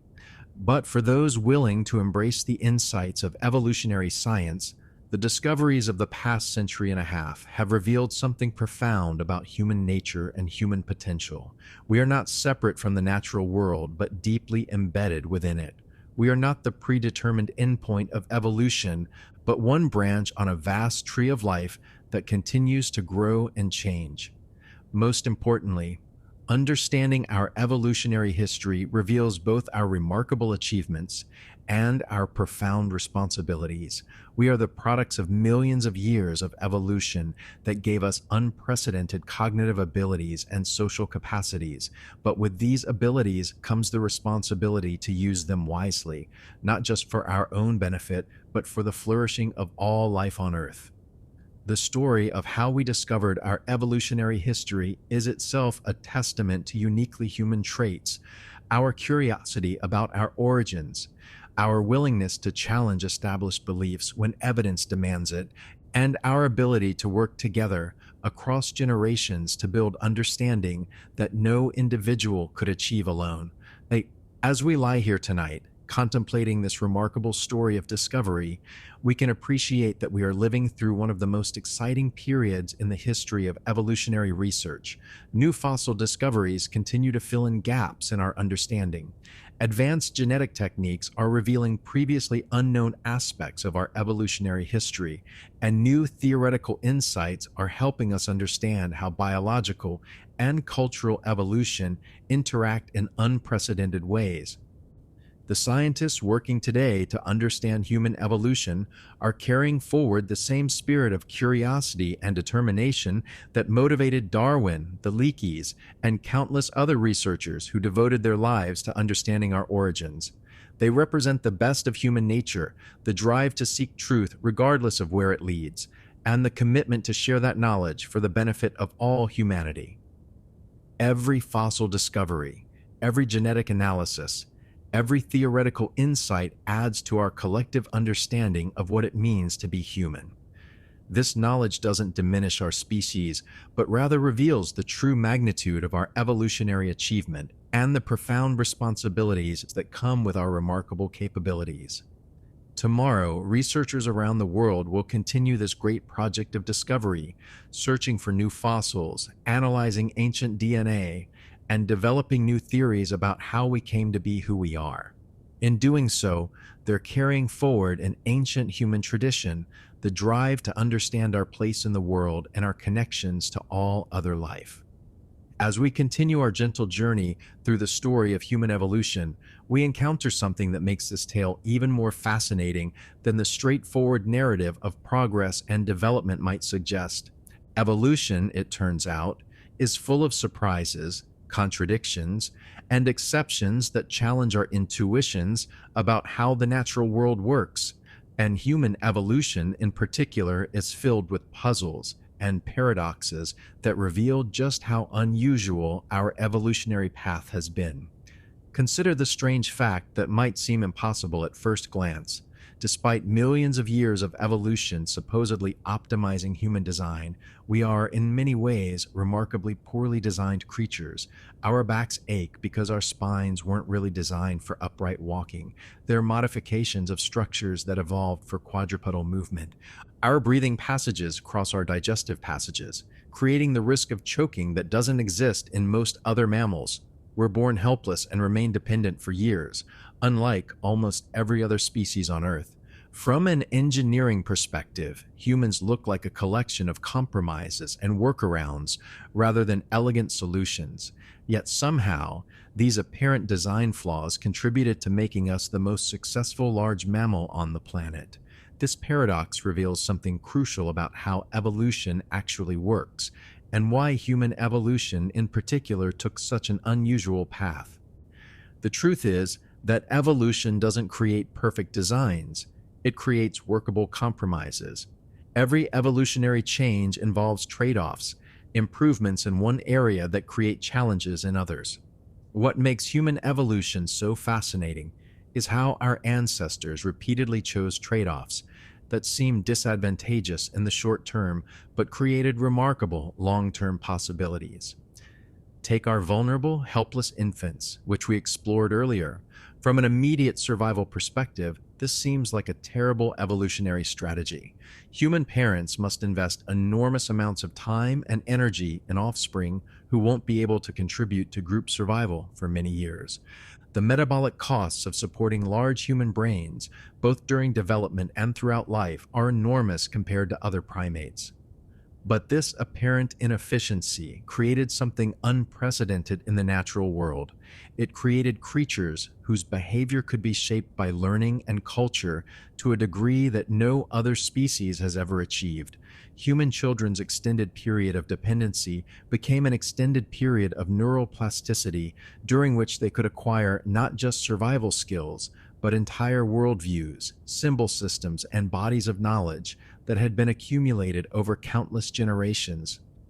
This trade-off between immediate efficiency and long-term adaptability appears throughout human evolutionary history. Our ancestors repeatedly chose evolutionary paths that made them more vulnerable in some ways, but more flexible and capable in others. Understanding these paradoxical choices helps explain not just how we evolved, but why we're such unusual creatures compared to everything else in the natural world. Another fascinating paradox in human evolution concerns our relationship with other human species. For most of human evolutionary history, multiple human species coexisted on Earth.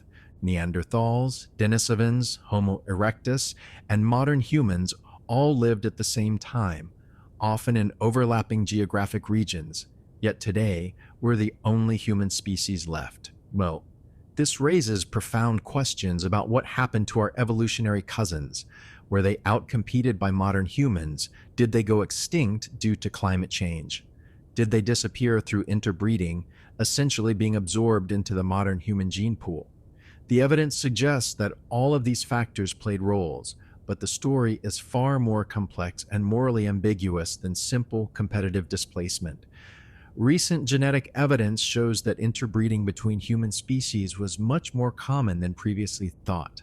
Most modern humans carry genetic material from Neanderthals, and many also have Denisovan ancestry. Some populations in New Guinea carry up to 6% Denisovan DNA, suggesting extensive interbreeding over thousands of years. This evidence paints a picture of human evolution that's very different from the competitive struggle often portrayed in popular accounts. Instead of separate species fighting for dominance, we see evidence of cooperation, interbreeding, and cultural exchange between different human populations. The boundaries between species were much more fluid than we typically imagine. Yet despite this evidence of cooperation and gene flow, the other human species did disappear, leaving modern humans as the sole survivors of what was once a diverse family of human species. This disappearance coincides roughly with periods of dramatic climate change and with the spread of modern human populations out of Africa.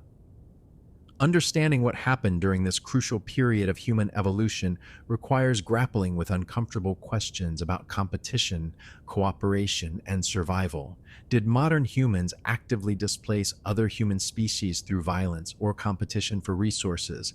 Did superior cultural innovations give modern humans decisive advantages? Or were the other human species already struggling with environmental challenges when modern humans arrived? The archaeological evidence suggests that the answer involves elements of all these factors, but also reveals something important about the nature of evolutionary success. The human species that survived wasn't necessarily the strongest or most individually capable. Modern humans may have succeeded because they developed more effective systems of cooperation, communication, and cultural innovation. Neanderthals, for example, were physically stronger than modern humans, with robust builds adapted for the harsh climates of Ice Age Europe. They made sophisticated tools, controlled fire, and cared for their sick and elderly. Recent evidence even suggests they created art and engaged in symbolic behavior. By many measures, they were remarkably successful. But modern humans may have had advantages in social organization and cultural transmission that proved decisive during periods of environmental stress. Larger social networks, more efficient communication systems, and more flexible cultural adaptations might have allowed modern human populations to respond more effectively to rapid climate changes and resource scarcity. This highlights another crucial insight about human evolution. Success wasn't determined primarily by individual traits, but by group-level characteristics like social cohesion, cultural flexibility, and the ability to maintain cooperation even under stress. The human species that survived was the one that had developed the most effective systems for collective problem solving and mutual support. But human evolution is full of other puzzles that challenge our understanding of how evolutionary processes work. Consider the remarkable speed with which humans develop complex technologies and cultural systems. From the first stone tools to agriculture took millions of years, but from agriculture to spaceflight took only about 10,000 years, an evolutionary instant. This acceleration of cultural development seems to violate everything we know about how evolutionary processes normally operate.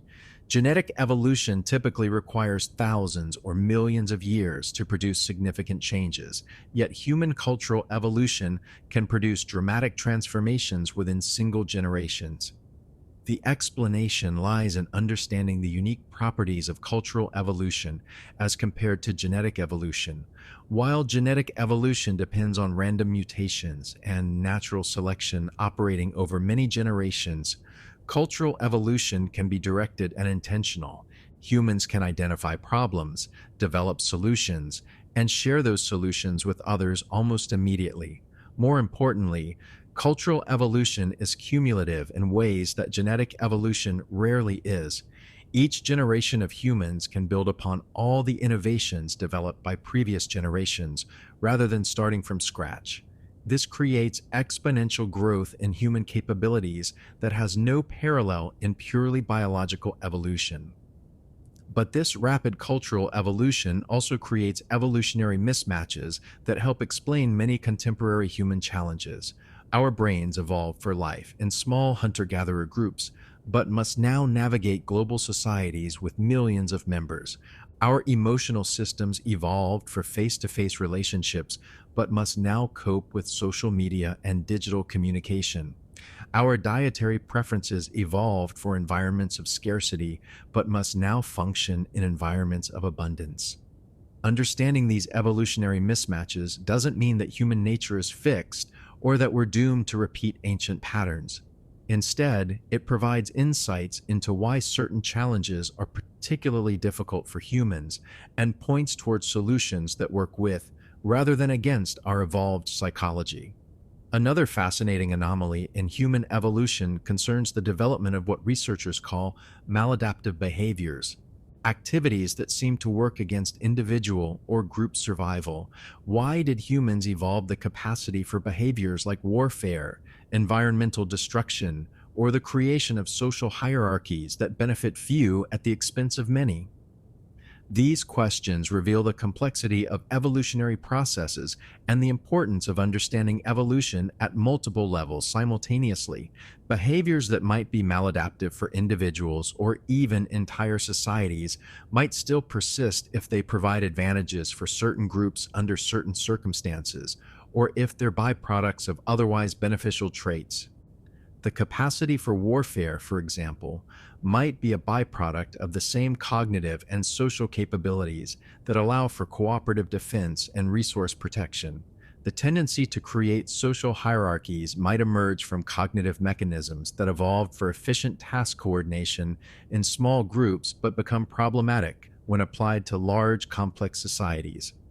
Understanding these evolutionary paradoxes helps explain why human societies are capable of both remarkable cooperation and devastating conflict, often simultaneously.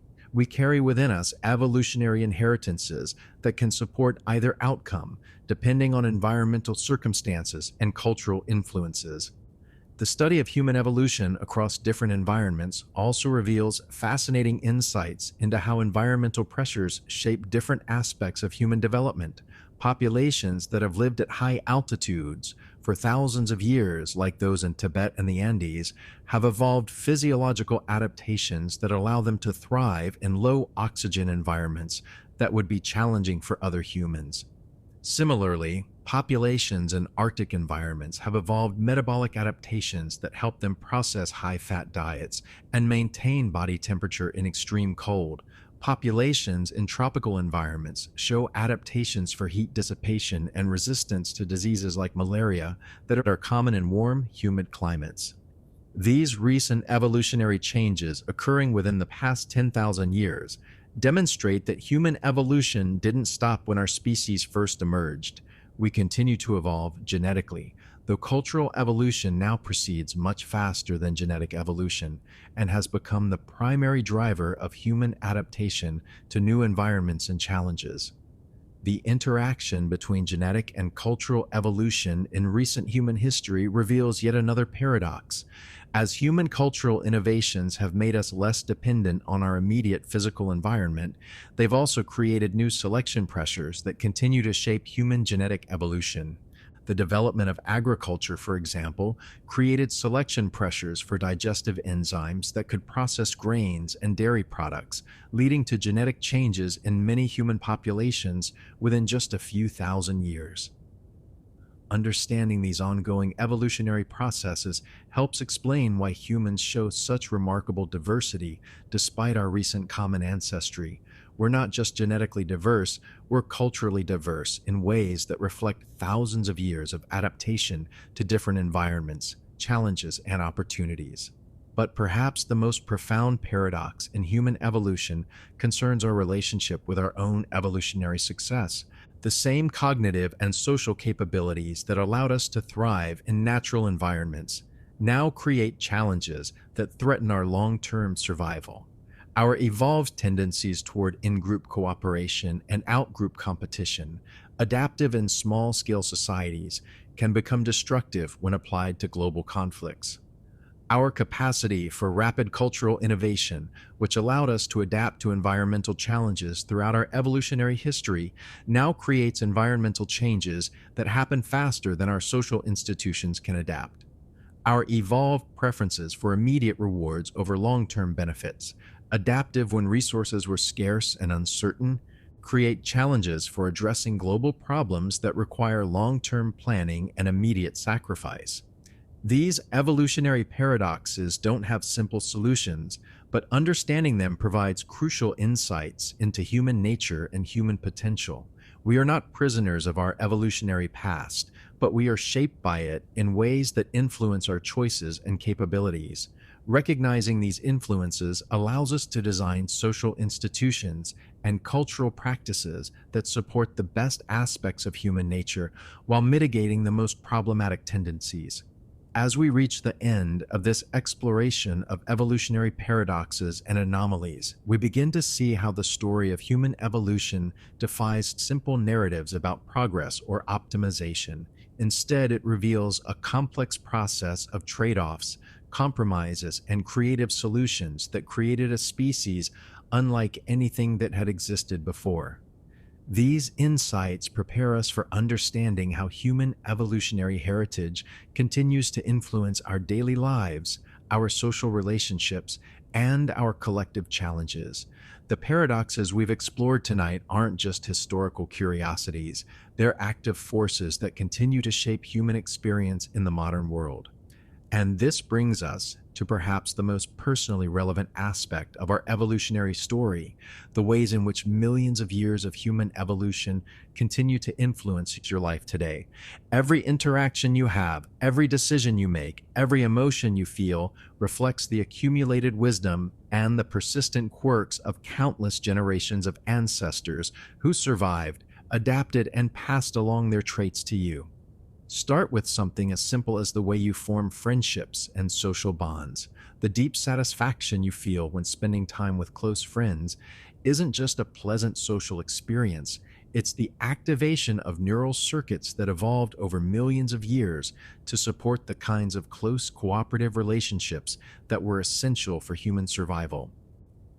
The neurochemistry of human friendship involves the release of hormones like oxytocin and endorphins that create feelings of trust, empathy, and emotional warmth. These same chemical systems evolved to support pair bonding between parents, cooperation between hunting partners, and the formation of stable social alliances that could persist through times of stress and uncertainty. when you feel genuinely happy while helping a friend, when you experience deep satisfaction from collaborative work, when you find yourself naturally wanting to share good news or seek comfort during difficult times, you're experiencing the activation of social bonding systems that were shaped by millions of years of evolution in highly cooperative environments. But modern life often places these evolved social systems in contexts they weren't designed for.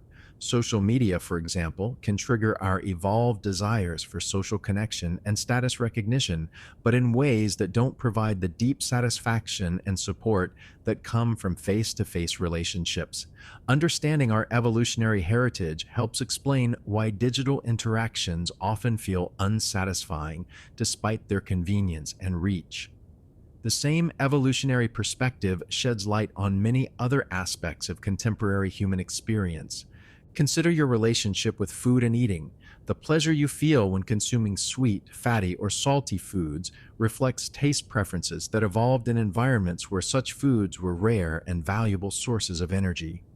For millions of years, human ancestors lived in what nutritionists call feast or famine conditions, where periods of food abundance alternated with periods of scarcity. Under these conditions, individuals who could efficiently store energy during good times and who were motivated to seek out high energy foods had significant survival advantages. These evolved preferences served our ancestors well, but they create challenges in modern environments where high-calorie foods are constantly available. The same neural systems that once motivated life-saving food-seeking behavior now contribute to overeating and diet-related health problems in many developed societies. Understanding the evolutionary origins of these preferences doesn't automatically solve modern nutritional challenges, but it does help explain why healthy eating can feel like swimming against the current of our own desires. Our brains are still running software that was optimized for very different environmental conditions. This same pattern appears throughout human psychology. Many of our evolved emotional and cognitive tendencies that were adaptive in ancestral environments create challenges in modern contexts. Our tendency to form strong in group loyalties and to be suspicious of out-group members, for example, was crucial for survival in small tribal societies, but can become problematic in diverse, multicultural communities. Our evolved preferences for immediate rewards over long-term benefits made sense when the future was uncertain and immediate threats were common. But these same preferences make it challenging to address long-term problems like climate change or to save for retirement in societies where immediate threats to survival are rare. Our capacity for worry and anxiety, which evolved to help us avoid dangers and prepare for threats, can become overwhelming in modern environments where we're constantly exposed to information about risks and problems we have little control over. But here's what's remarkable about understanding these evolutionary influences. Recognizing them gives us the power to work with, rather than against, our evolved psychology. Instead of fighting our natural tendencies, we can design environments and institutions that channel them in productive directions.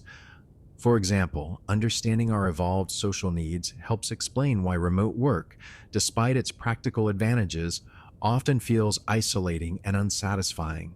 Humans evolved to work together in small groups with frequent face-to-face interaction. Creating successful remote work environments requires intentionally designing opportunities for social connection and collaborative engagement that replicate the social satisfactions of in-person cooperation.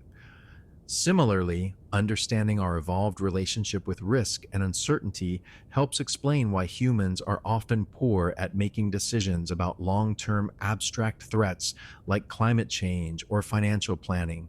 Our brains are optimized for responding to immediate concrete dangers. Effective approaches to long-term challenges need to make abstract risks feel more immediate and personal. The field of evolutionary psychology has revealed many insights into how our evolutionary heritage influences contemporary behavior. Our preferences for certain types of landscapes, for example, reflect the environments where our ancestors evolved. Humans across cultures show preferences for environments that combine open areas for visibility with nearby trees or elevated areas for shelter and resources, the kinds of savanna landscapes where early humans thrived. Our aesthetic preferences in art and music also show evolutionary influences. Humans across cultures are drawn to certain proportions, symmetries, and patterns that may reflect the visual environments where our ancestors evolved. Musical preferences show universal elements that suggest common evolutionary origins for rhythm perception and harmonic appreciation. Even our moral intuitions show clear evolutionary signatures.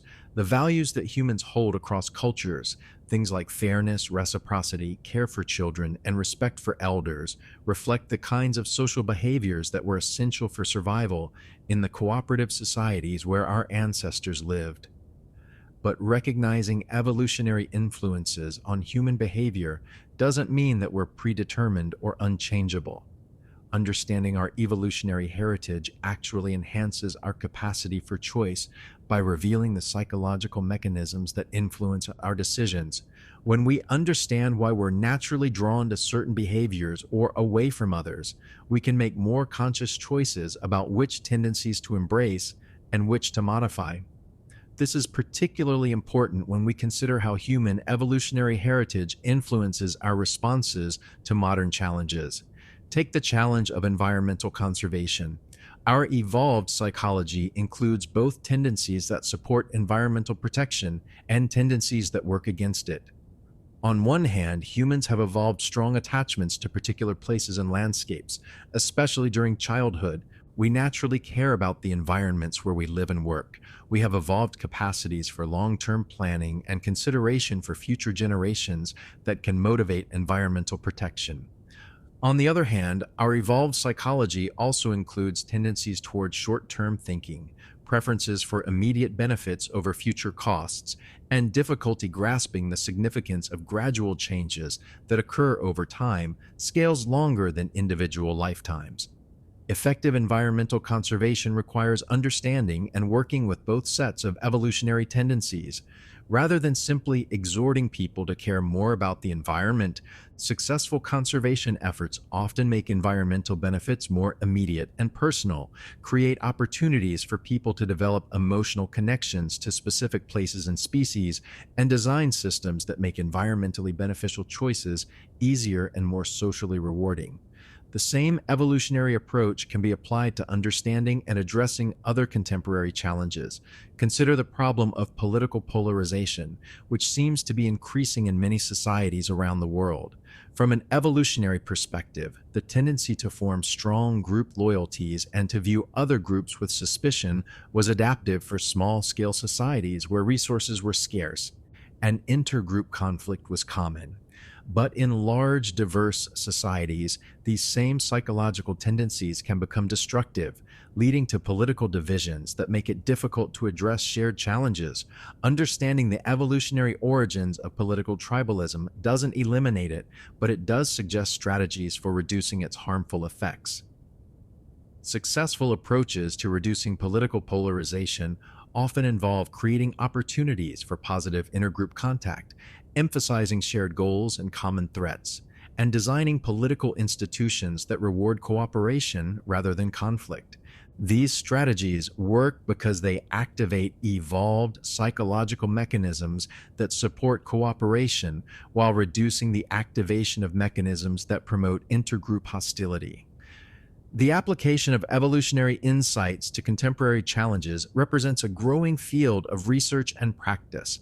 Evolutionary approaches are being used to understand and address problems ranging from mental health and education to organizational management and public policy design. In education, understanding how human learning systems evolved helps explain why certain teaching methods are more effective than others. Humans evolved to learn through observation, imitation, and hands-on practice in social contexts. Educational approaches that incorporate these elements tend to be more successful than those that rely primarily on abstract instruction or individual study.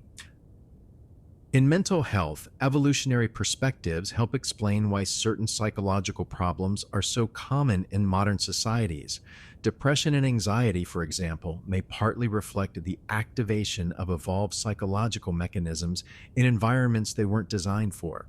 Understanding these evolutionary origins can inform treatment approaches that work with rather than against evolved psychological tendencies. In organizational management, insights from human evolutionary psychology help explain why certain leadership styles and team structures are more effective than others.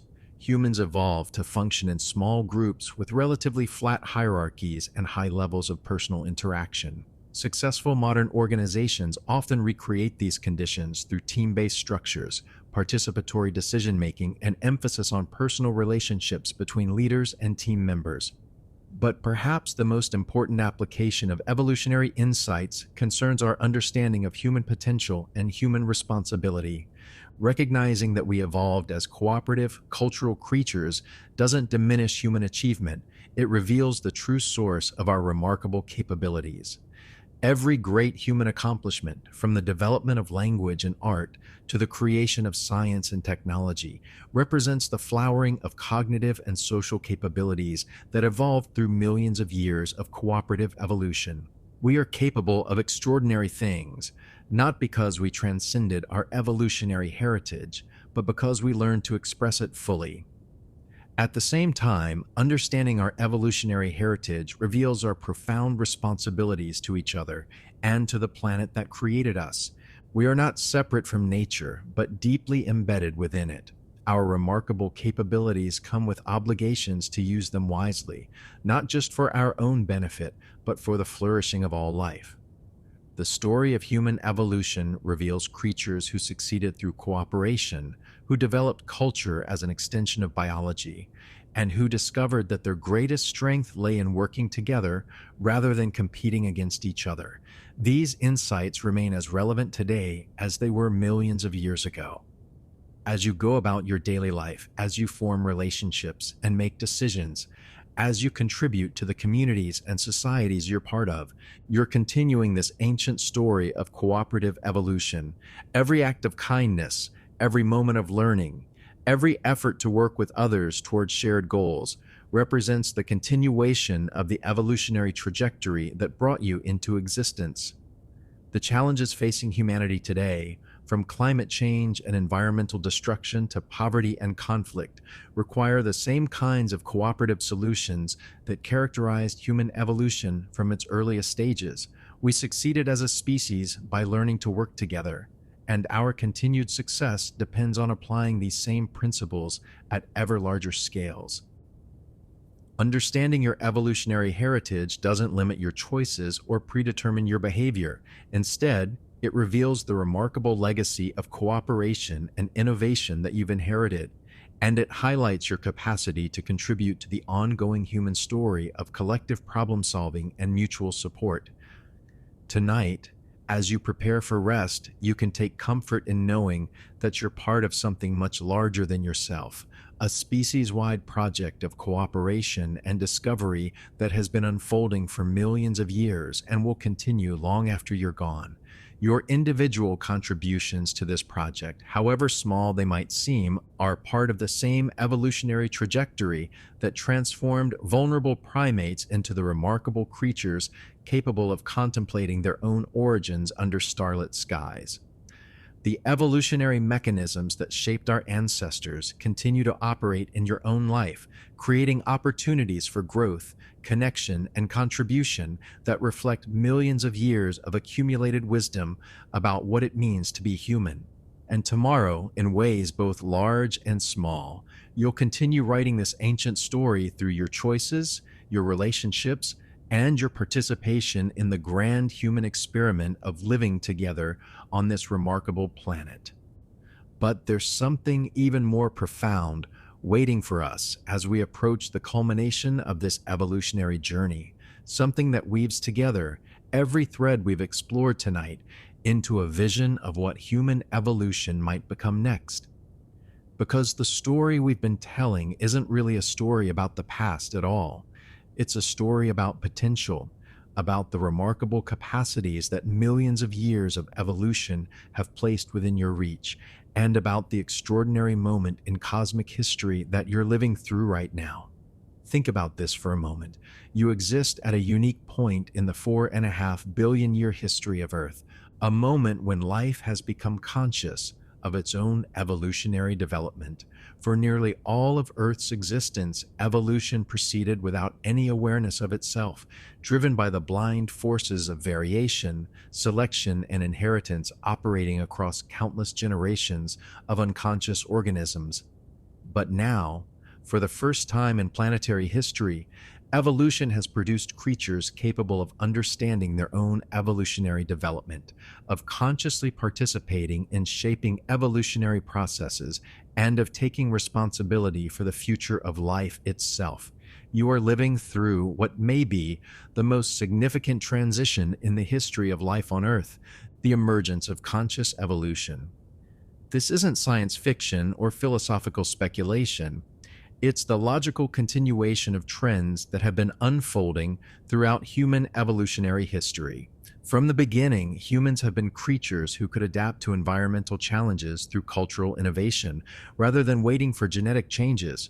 We've been consciously directing our own development through the technologies we create, the social institutions we build, and the values we choose to emphasize.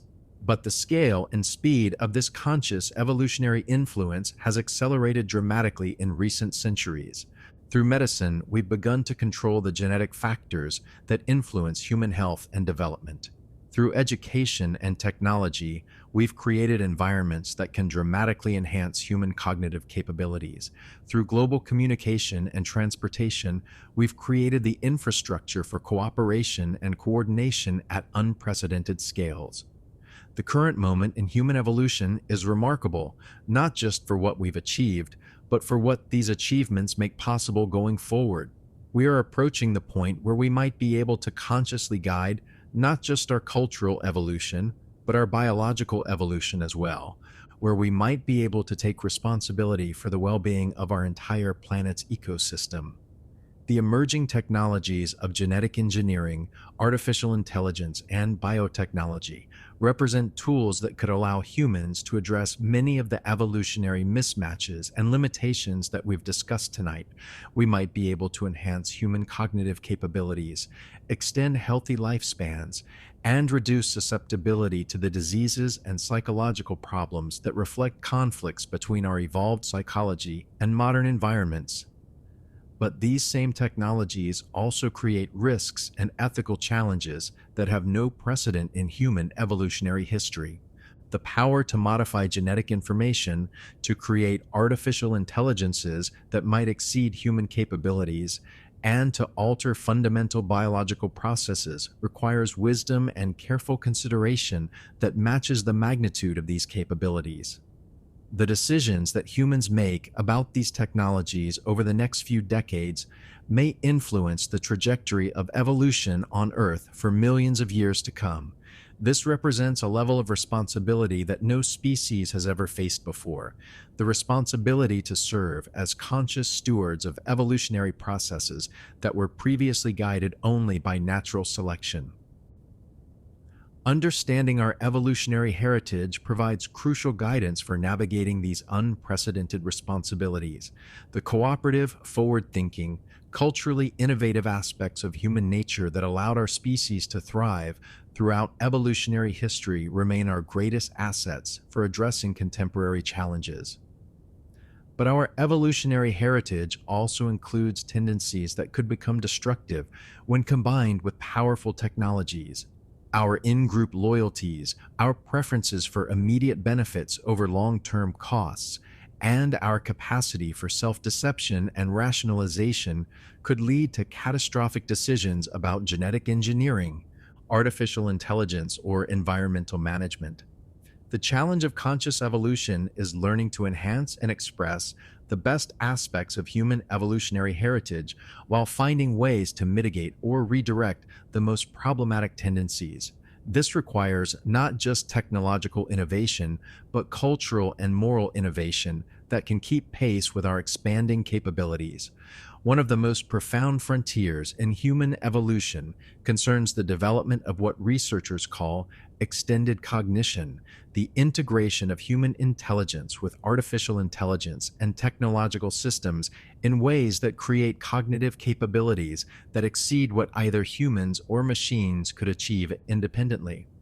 This isn't about replacing human intelligence with artificial intelligence, but about creating hybrid systems where human creativity, wisdom, and values guide technological capabilities that can process information and perform calculations at scales no human brain could manage alone. Such systems could potentially solve problems and generate insights that are currently beyond human reach. But the development of extended cognition systems requires careful attention to human evolutionary psychology. These systems need to be designed in ways that support rather than undermine the social connections and cultural transmission processes that make human intelligence possible in the first place. The most successful examples of human-machine collaboration are those that enhance human capabilities while preserving the essentially social nature of human cognition. They create new possibilities for learning, creativity, and problem solving while maintaining the relationships and cultural contexts that give human life meaning and purpose. Another crucial frontier concerns the evolution of human consciousness itself. Throughout our evolutionary history, human consciousness has been shaped by the social and environmental context in which it developed. Changes in these contexts, particularly the rapid cultural changes of recent centuries, may be influencing the development of human consciousness in ways we're only beginning to understand. The constant connectivity of modern digital environments, for example, may be shaping attention patterns, social cognition, and sense of self in ways that represent genuine evolutionary changes in human consciousness. Understanding these changes and their implications requires integrating insights from neuroscience, psychology, anthropology, and evolutionary biology. Some researchers suggest that we may be witnessing the emergence of new forms of collective consciousness, ways of thinking and decision-making that emerge from the interaction between many individual minds connected through digital networks.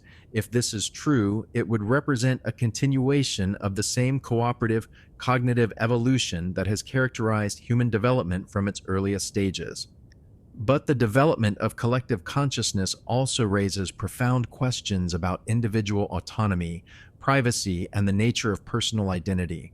How do we maintain the individual creativity and diverse perspectives that drive innovation while participating in collective cognitive systems? How do we ensure that collective consciousness serves human flourishing rather than becoming a tool for manipulation or control? These questions become even more complex when we consider the possibility of cognitive enhancement through biotechnology.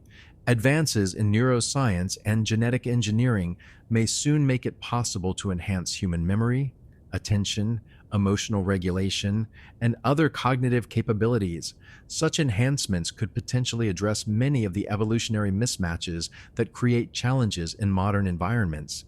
But cognitive enhancement also raises fundamental questions about human nature and human equality.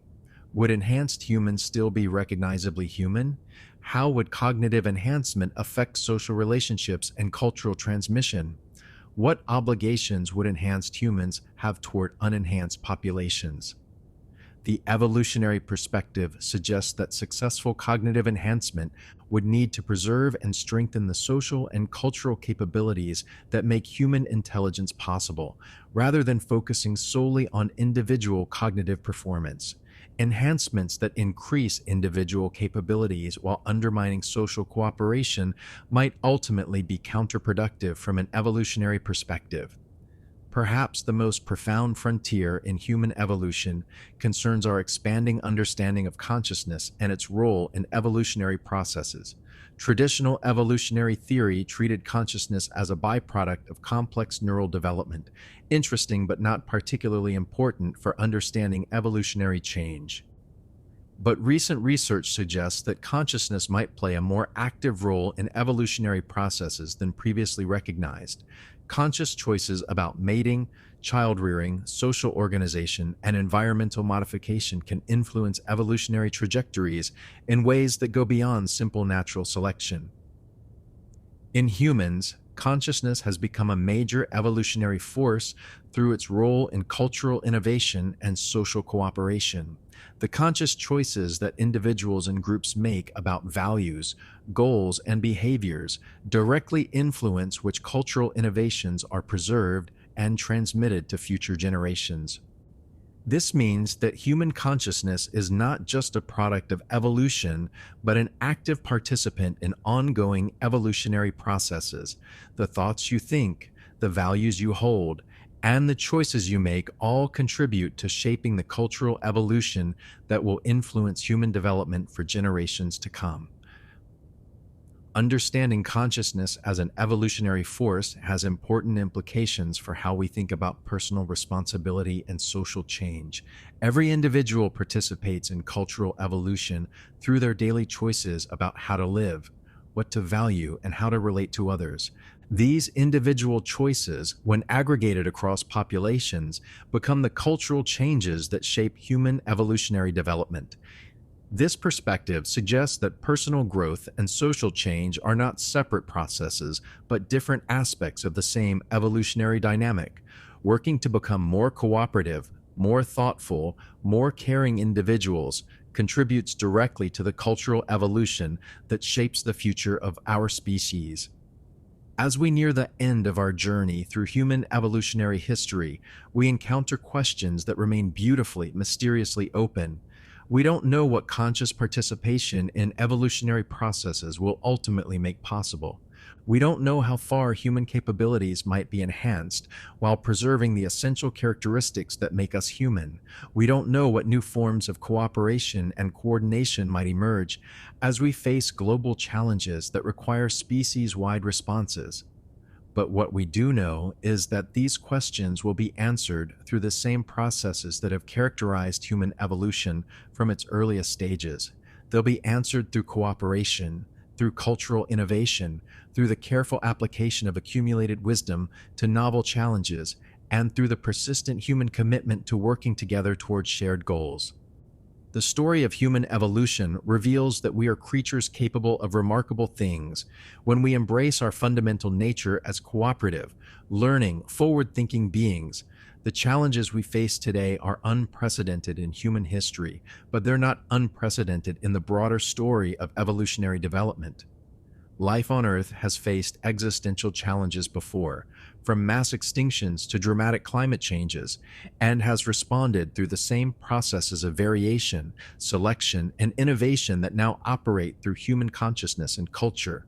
We have access to evolutionary strategies that have been tested and refined over billions of years of life's development on this planet. Most importantly, we have access to each other. The same social bonds and cooperative capabilities that allowed our ancestors to survive and thrive in challenging environments remain available to us today. The cultural transmission systems that preserve and share knowledge across generations continue to operate, allowing us to build upon the innovations of previous generations while creating new solutions for contemporary challenges.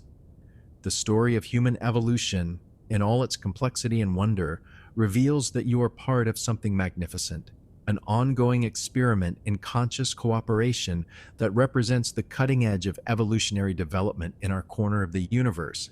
Every day you participate in this experiment through your choices, your relationships, and your contributions to the collective human project of understanding and improving our world. As you drift towards sleep tonight, carry with you the profound knowledge that you are evolution in action, a conscious participant in the same processes that transformed the first stirrings of life in ancient oceans into creatures capable of love, wonder, and wisdom. The story continues through you, and tomorrow brings new opportunities to express the ancient human values of cooperation, learning, and care that have guided our species through millions of years of evolutionary development. The future remains unwritten, full of possibilities that will be shaped by choices made by billions of individual humans working together towards shared goals. Your part in this story matters. Your choices contribute to outcomes that will influence generations yet to come, and your capacity for cooperation and innovation connects you to the deepest currents of human evolutionary development. Rest well, knowing that you carry within you the accumulated wisdom of countless generations of ancestors who faced their own challenges with courage, creativity, and hope. Their legacy lives on in you and through you. The ancient human story of cooperative evolution continues into whatever remarkable future awaits our extraordinary species. Please verify word count and reply, continue for the closing.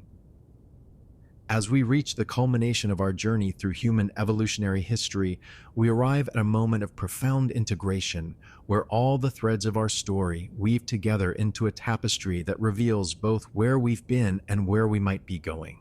The foundations we explored, the mechanisms we uncovered, the discoveries we celebrated, and the paradoxes we contemplated all converge into insights that illuminate not just our past, but our present moment and our possible futures. Standing here at this point in deep time, we can see human evolution not as a completed story, but as an ongoing process that continues to unfold with each passing day. You are not the end product of evolution, you are evolution in action, a living, breathing, thinking participant in the same processes that transformed our earliest ancestors into the remarkable beings capable of contemplating their own existence. This perspective transforms everything about how we understand our place in the world. We are not observers of evolution studying it from the outside. We are evolution observing itself, the universe becoming conscious of its own development through the remarkable accident of human awareness. Every thought you think, every connection you make, every innovation you contribute to becomes part of the continuing story of cosmic evolution, expressing itself through conscious beings. But let's begin this integration by examining what the complete story of human evolution tells us about the nature of intelligence itself. Throughout our journey tonight, we've seen how human cognitive abilities emerged not through individual competition, but through social cooperation and cultural transmission. This reveals something profound about intelligence that challenges many of our common assumptions. Intelligence, as it evolved in humans, is not primarily a tool for individual advantage or personal survival. Instead, it's a collective phenomenon that emerges from the interaction between individuals working together towards shared goals. The smartest human, isolated from others, would be capable of far less than an average human embedded in rich social and cultural networks. This insight has profound implications for how we think about artificial intelligence, technological development, and the future of human cognitive capabilities. The most successful artificial intelligence systems are those that can integrate with and enhance human collective intelligence rather than replacing it. Similarly, the most effective technologies are those that strengthen rather than weaken the social connections and cultural transmission systems that make human intelligence possible. The story of human evolution also reveals something remarkable about the relationship between vulnerability and strength. At every crucial stage of our evolutionary development, our ancestors succeeded not by eliminating vulnerabilities, but by transforming them into sources of collective strength through social innovation and mutual support. Our physical weakness compared to other large mammals became strength through tool use and cooperative hunting. Our prolonged childhood dependency became strength through extended learning and cultural transmission. Our need for complex social coordination became strength through the development of language and symbolic communication. This pattern suggests that vulnerability and interdependence, rather than independence and self-sufficiency, may be the true sources of human resilience and adaptability. The societies and communities that thrive are often those that acknowledge and embrace human vulnerability while creating robust systems of mutual support and collective problem solving. This evolutionary insight has important implications for how we think about everything from individual psychology to global governance. Personal resilience often comes not from trying to eliminate all sources of vulnerability, but from building strong relationships and support systems that can provide help during times of need. Social resilience comes from creating institutions and cultural practices that can maintain cooperation and mutual aid even under stress. the integration of our evolutionary story also reveals the remarkable extent to which human beings are time-traveling creatures, carrying the past into the present while constantly creating futures that have never existed before. Your body carries genetic information that connects you to the earliest life on Earth. Your brain uses cognitive mechanisms that evolved over millions of years of social interaction. Yet your thoughts and actions today are creating cultural innovations that will influence human development for generations to come.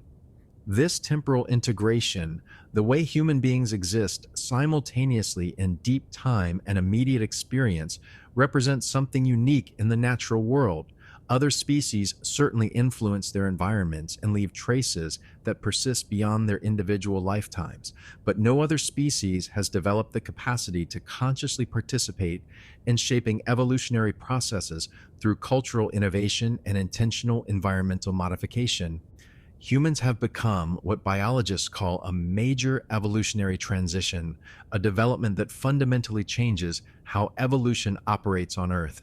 Just as the emergence of multicellular life changed evolutionary dynamics by creating new forms of cooperation between cells, and the development of sexual reproduction accelerated evolutionary change by increasing genetic diversity, the emergence of human cultural evolution has created entirely new possibilities for adaptation and change.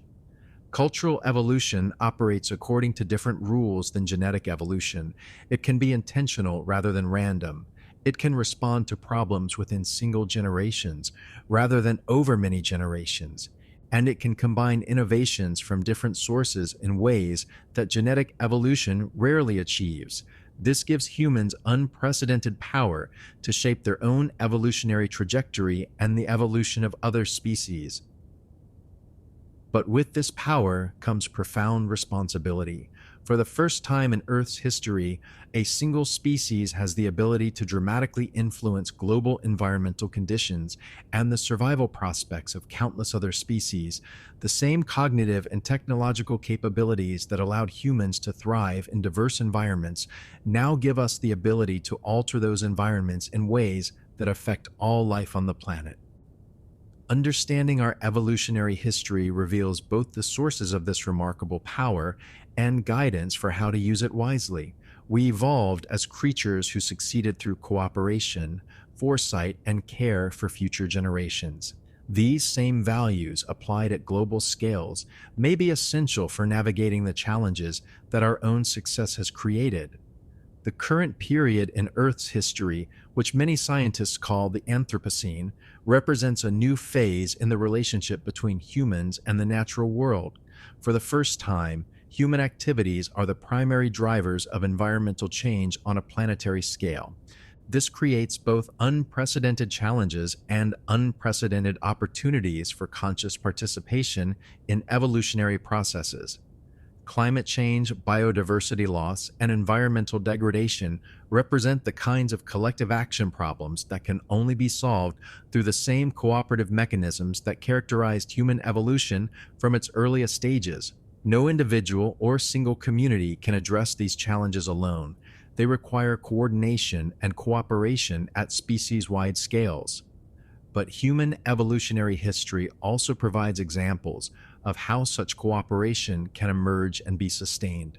Throughout our evolutionary development, humans have repeatedly found ways to extend cooperative relationships beyond immediate family groups, first to larger tribes, then to agricultural communities, then to cities and nations, and now potentially to global human society. Each of these expansions of cooperative scope required cultural innovations that could maintain trust, coordination, and mutual support across larger and more diverse groups, the development of shared stories and symbols, moral systems that could guide behavior toward strangers, and institutions that could coordinate activities across time and space. The contemporary challenge of global cooperation represents the next stage in this ongoing evolutionary process.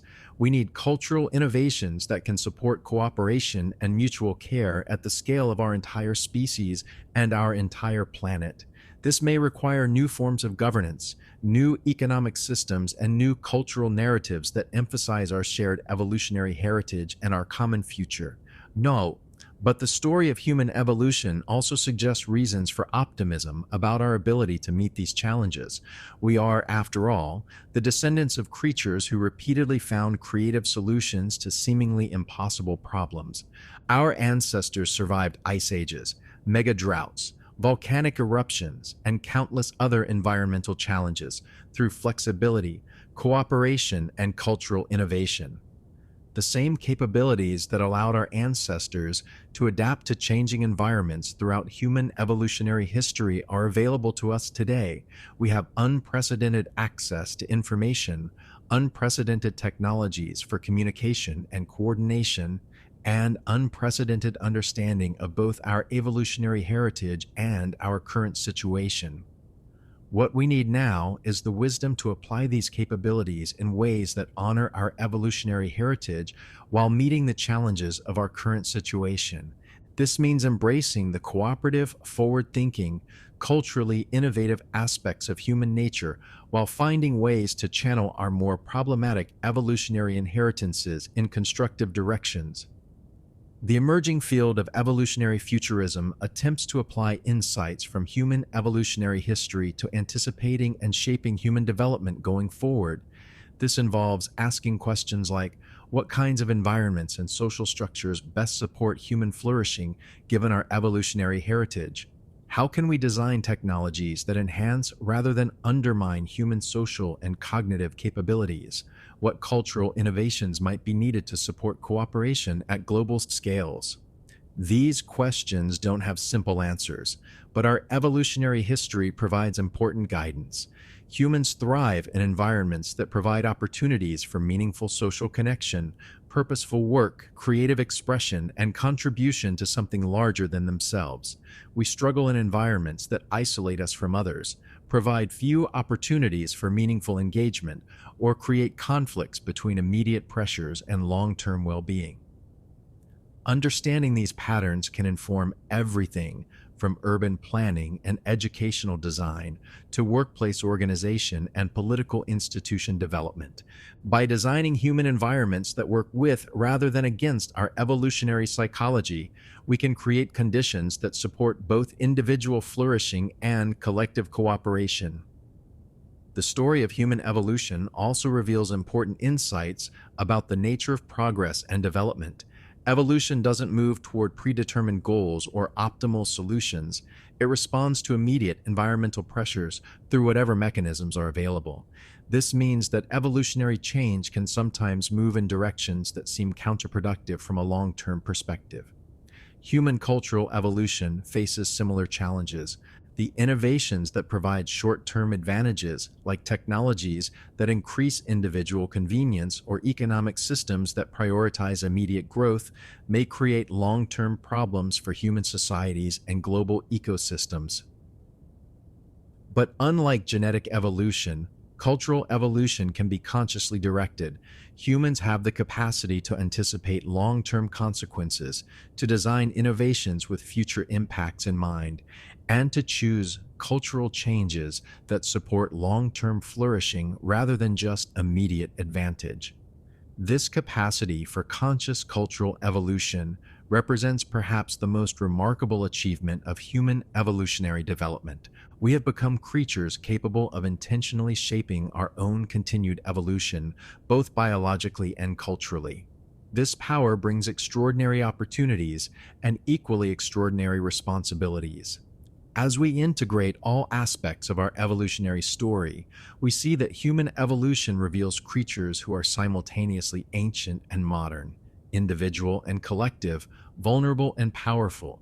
We carry within us the genetic and cultural inheritance of millions of years of evolutionary development, yet we also have the capacity to consciously participate in shaping what comes next. The great unresolved questions of human evolution concern not just our past, but our future. How will continued technological development influence human biological and cultural evolution? What new forms of cooperation and coordination will be needed to address global challenges? How can we ensure that future human development supports the flourishing of both our own species and the broader community of life on Earth? These questions don't have predetermined answers. Like our ancestors at every stage of human evolutionary development, we face choices about what kinds of creatures we want to become and what kinds of world we want to create. The difference is that we now have the knowledge and capabilities to make these choices consciously, informed by understanding of both our evolutionary heritage and our current situation. The story of human evolution, in its full complexity and richness, reveals that we are creatures of extraordinary potential, living at an extraordinary moment in natural history. We have inherited cognitive and social capabilities that were shaped by millions of years of cooperative evolution. We have access to cultural and technological tools that represent the accumulated innovations of countless generations of human creativity and problem solving. Most importantly, we have the opportunity to participate consciously in the continuing evolution of our species and our planet. Every choice we make, every relationship we build, every innovation we contribute becomes part of the ongoing story of human development. We are not passive products of evolutionary forces, but active participants in shaping what human evolution becomes next. The ancient story of cooperation, learning, and mutual support that characterized human evolution from its earliest stages continues in your own life. When you choose cooperation over competition, when you share knowledge rather than hoarding it, when you work toward long-term flourishing rather than immediate advantage, you're expressing the deepest truths of human evolutionary heritage.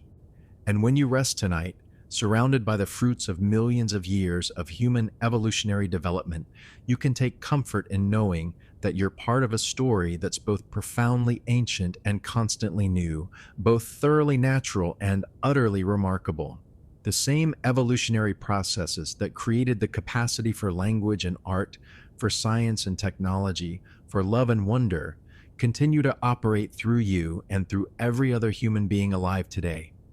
The future of human evolution remains unwritten, full of possibilities that we can only begin to imagine. But if our evolutionary history provides any guidance, it suggests that our greatest achievements will continue to emerge not from individual genius or competitive advantage, but from our capacity to work together, to care for each other, and to create cultural innovations that support the flourishing of all life. You are evolution becoming conscious of itself, the universe awakening to its own remarkable story through the gift of human awareness. Rest well tonight, knowing that tomorrow you'll continue this ancient and ongoing adventure of discovering what it means to be human in an evolving cosmos that brought you into existence and now depends on your conscious participation for what comes next. Sweet dreams, fellow traveler through deep time. May your rest be peaceful and your dreams be filled with the quiet wonder of knowing your place in this magnificent, unfolding story that connects you to every living thing that has ever existed and ever will exist on this beautiful, evolving planet we call home.